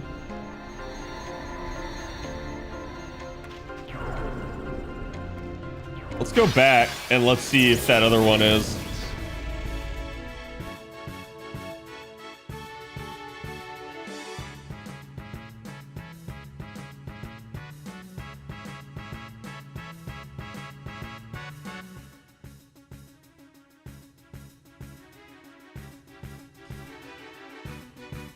Trying to get Kamari the kill.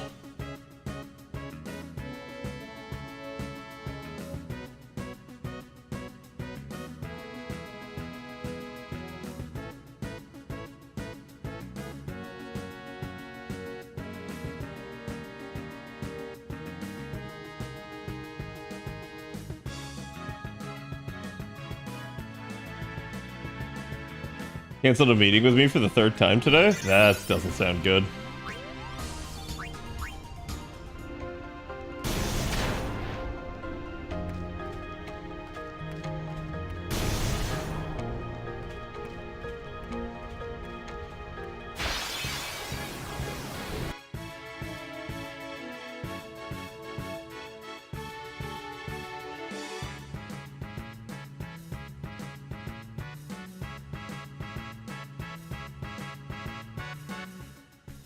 Deal.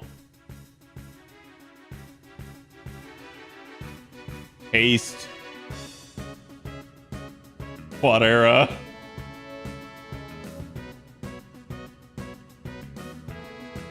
Ray. Kamari. Kill. Aww.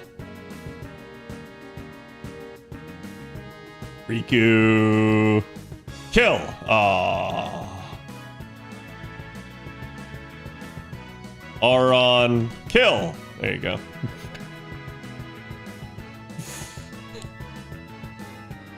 Kamari, kill.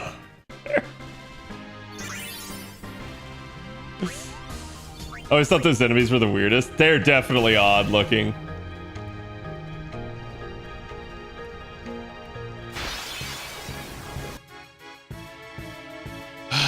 Okay, so we can't use anybody that would potentially just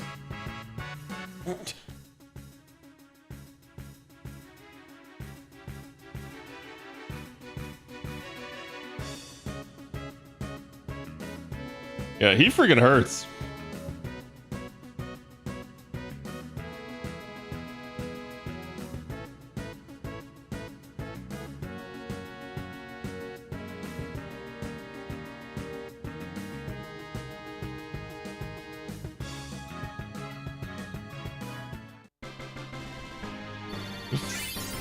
And he's worth a lot too, so you don't want to like kill him too early.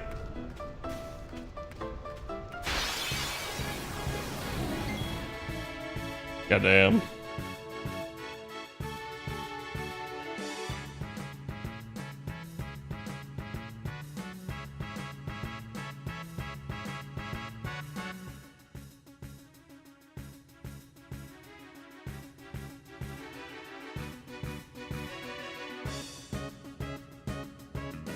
Hey, get Kamari in.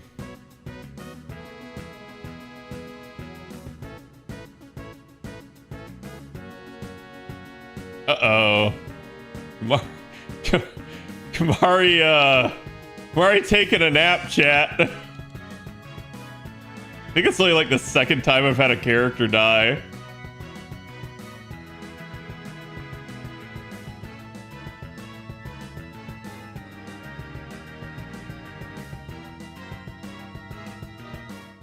There you go.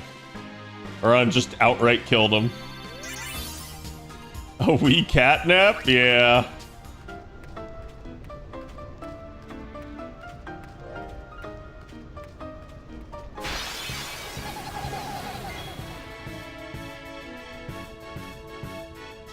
Can't tell me that shit's not planned.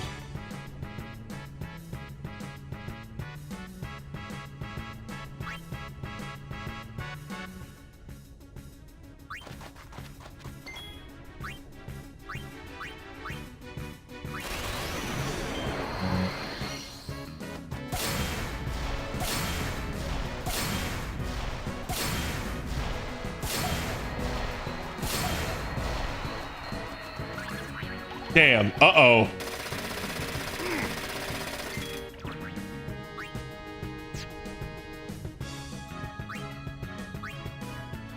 I'm surprised he lived, honestly.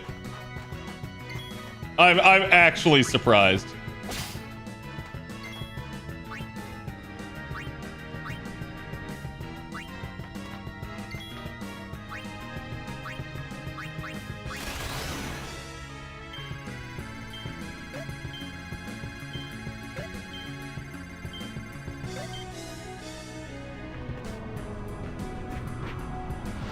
Can't believe I missed the first one. The first one's the easiest.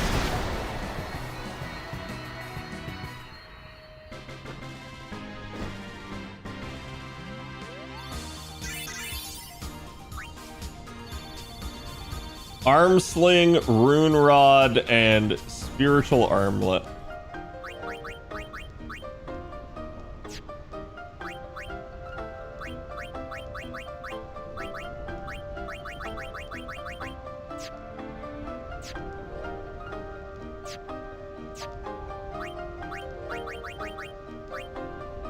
HP stroll? That's not bad. SOS regions, kind of meh.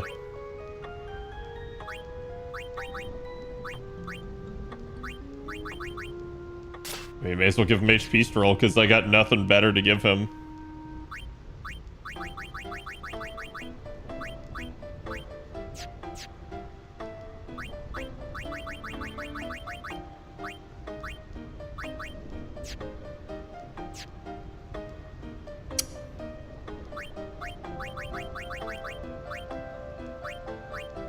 Kind of worthless on Kimahri because Kimahri, like I said, he's got Lancet, so he naturally has a way of being able to get his crap back.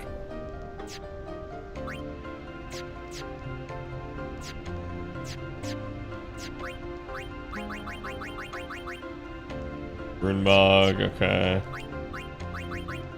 Means the Rune Rod's a magic rod. Kind of crap, actually. I thought it'd be better. You can heal outside of combat, and I do recommend taking advantage of that at times. Because there's just times where it's like... Oh, I was right next to a save sphere. There's just times where it's like really rough otherwise.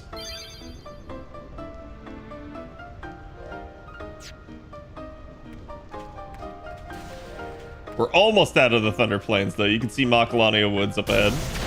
Fuck. Unfortunately, when I get to Macalania Woods, I'm gonna have to advance the story, and then I'm literally gonna have to turn around again. That is the sad part of that, is it's just kind of required. Because I'm playing on the international version, and said international version, no play nice. Okay, Kimahri got a nice kill there. Silence. Yeah, what you gonna do now? Now you can't do anything to me. You can't attack normally.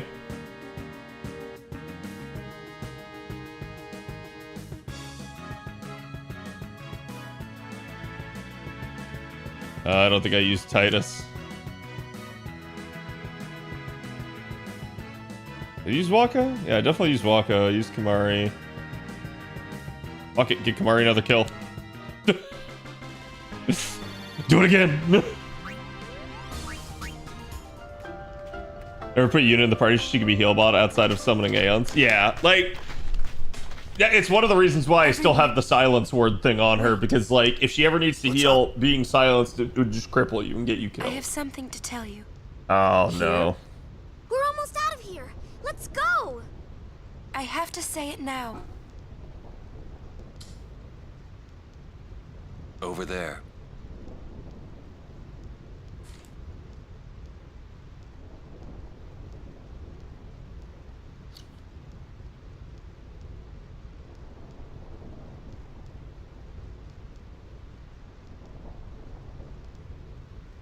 Somehow, my bad feelings always come true.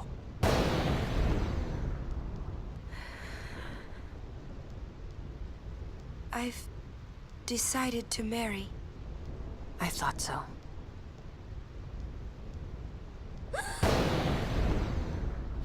But why? Why'd you change your mind? For Spira's future and Yevon's unity. I thought it would be the best thing to do. No, you're full of shit. That's not good enough. That's so Wait, stupid. Is it because of Lord Jiskel? Hey, that sphere! They're on the right track. Show me. I can't.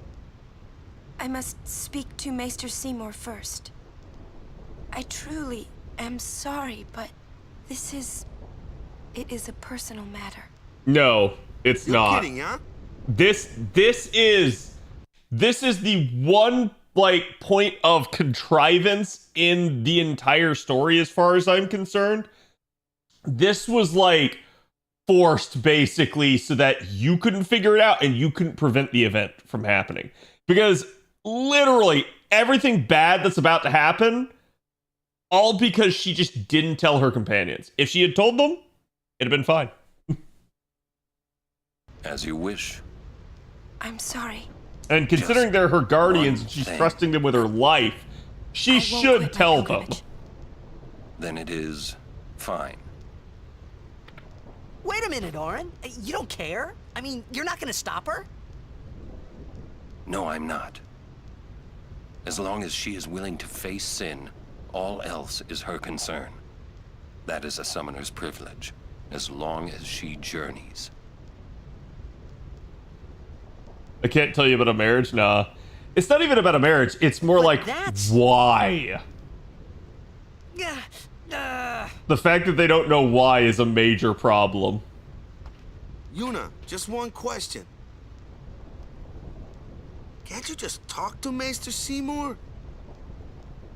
You got to marry him? Don't know. But I think it is the right thing to do. She's lying, though. Okay, I guess. Uni.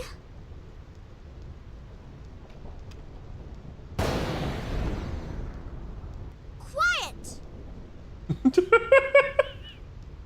I wish we could help somehow. Some way. Do you really think she's actually protecting them? Yeah. It's okay. And in fact, she's actually endangering them far more by not telling them.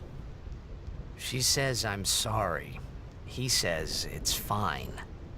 She's willing to face sin. She's privileged. Yeah. I didn't understand. No, But somehow, I felt like I didn't belong. you don't, But if I didn't Titus. belong with them, I'd be stuck in Spira, alone. Like, you don't belong because this is insanity. The actual mental gymnastics that she's pulling right now is just crazy. And the fact that everybody else is like turning a blind eye is also part of the problem. Not a single one of her guardians will stand up and tell her what she needs to hear. And being alone in that place, well, I didn't want to think And about that's kind of why all of this is sort of deserved. Next, we're going to Makalania Temple. Macarena Temple. Yuna can talk with Seymour there. We Guardians will wait until But this they're is done his story. That's and right. plan our next move. Understood? This is his story. Damn it! No! Oh, this is gonna hurt so much!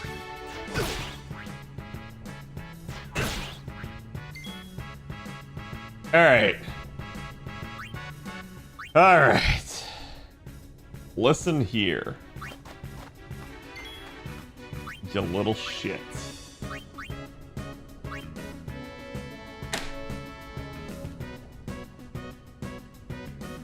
Time to get down.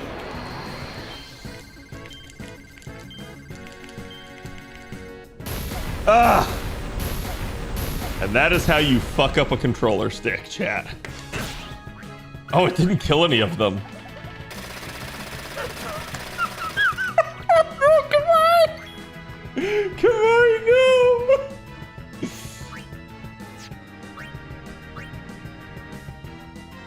no! Is it Yuna that has sensor? Oh my god, that dealt no fucking damage! As you wish.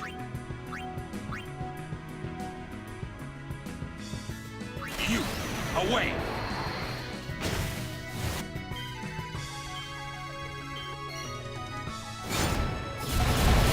There we go. No time to waste. Let's I go. really don't like Kamari. I don't know why. Only one person has gotten hit by 1,000 needles, and it's Kamari 3 times. It's like, fuck him in particular. I guess.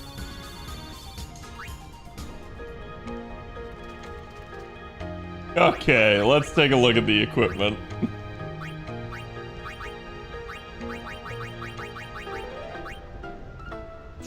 Was it a weapon? It was just a normal katana I got with him. See, like, why is that a reward from a cactuar? That's just bad. Low ward. I'll take the HP up. That's just better for her at this point. Spiritual shield. He could get MP stroll. It's not bad. Especially on Titus.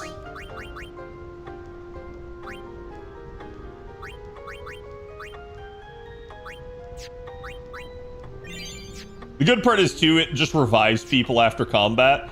It does make things like Phoenix Down kind of unimportant in this game, but honestly, that's fine. Like, I'd argue the reverse is way more of a problem.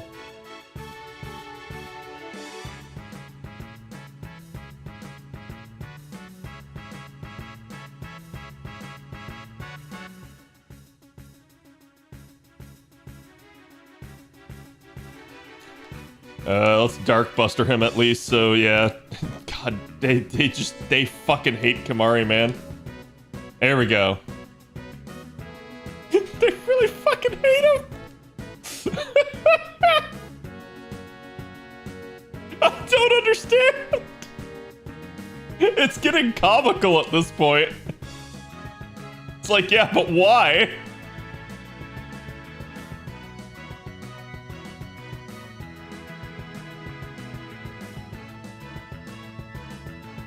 And then it's like, hey, you healed him. Now you're next.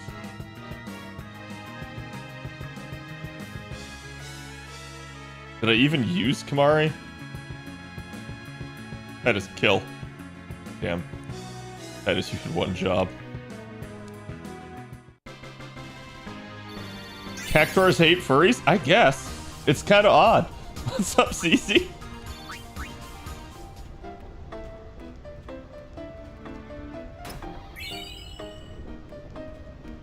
$2,000 gil.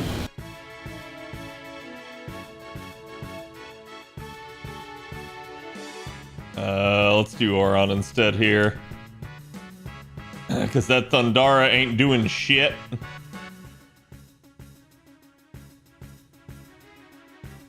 Deal. Yuna, just get in here and pray.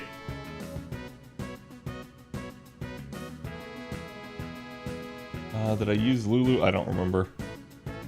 And then Waka, just peg him.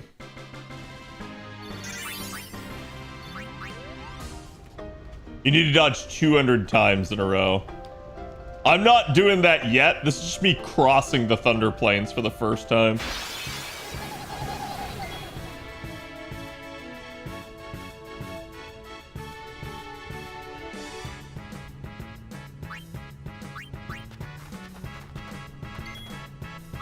I know what I'm doing, chat.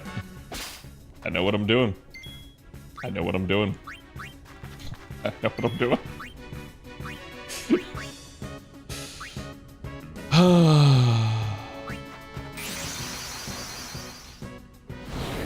Actually, I probably should use Valifor. I didn't even think about that. Ifrit might not kill. No, these Cactuars are evil, dude. They're actually evil.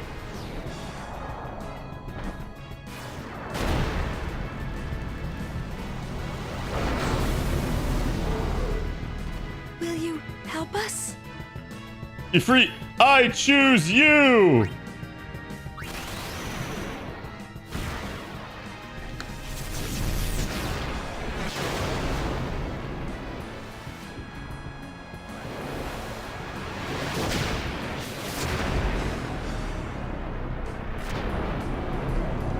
It's so funny that if you watch Ifrit's like ultimate in 16, it's the same ultimate.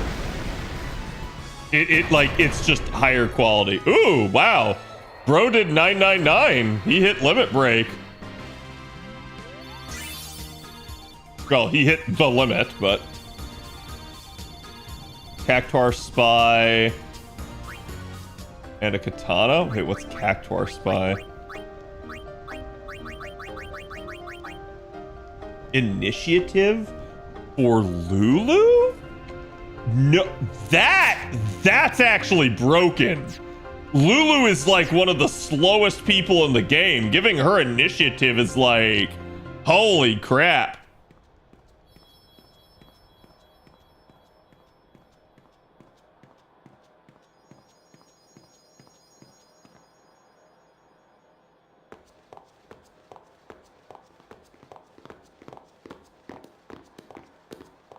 She's like, phew, it's over. And then she's like, they're leaving me.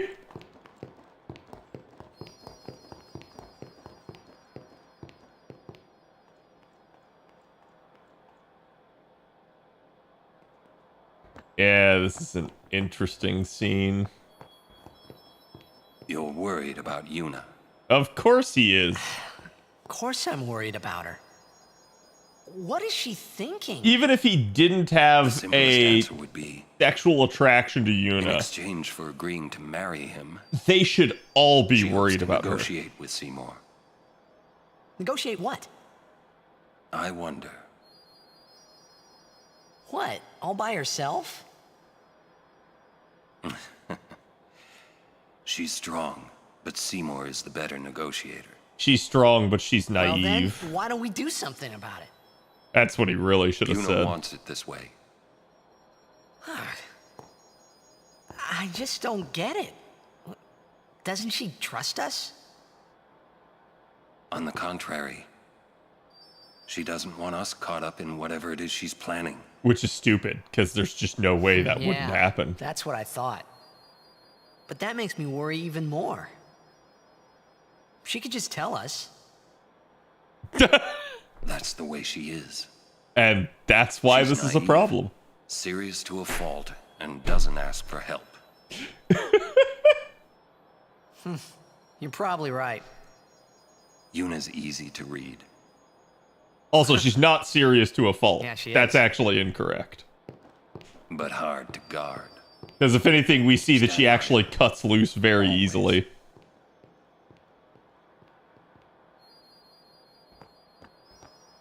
She just is serious most of the time.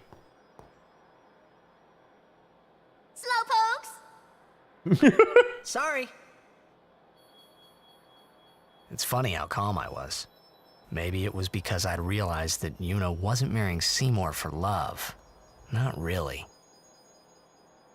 It was just her duty. Something she had to do before returning to her pilgrimage. That's what I kept telling myself anyway. And well, maybe. I realized that Yuna and I'd never, you know. Yuna, let's go. They would never, chat.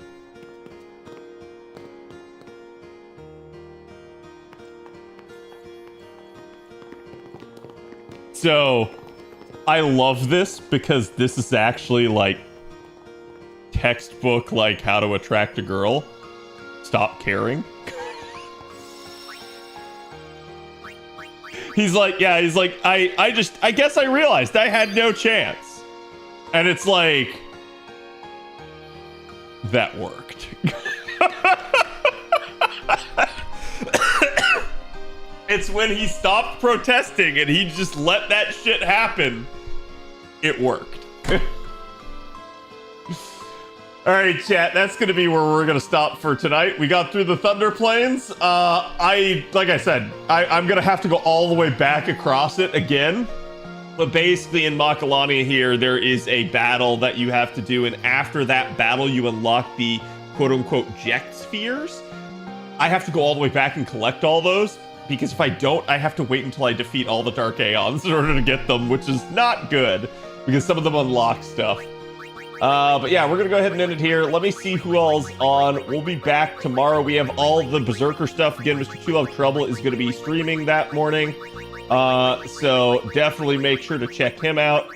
I will send you guys somewhere. Where am I sending you?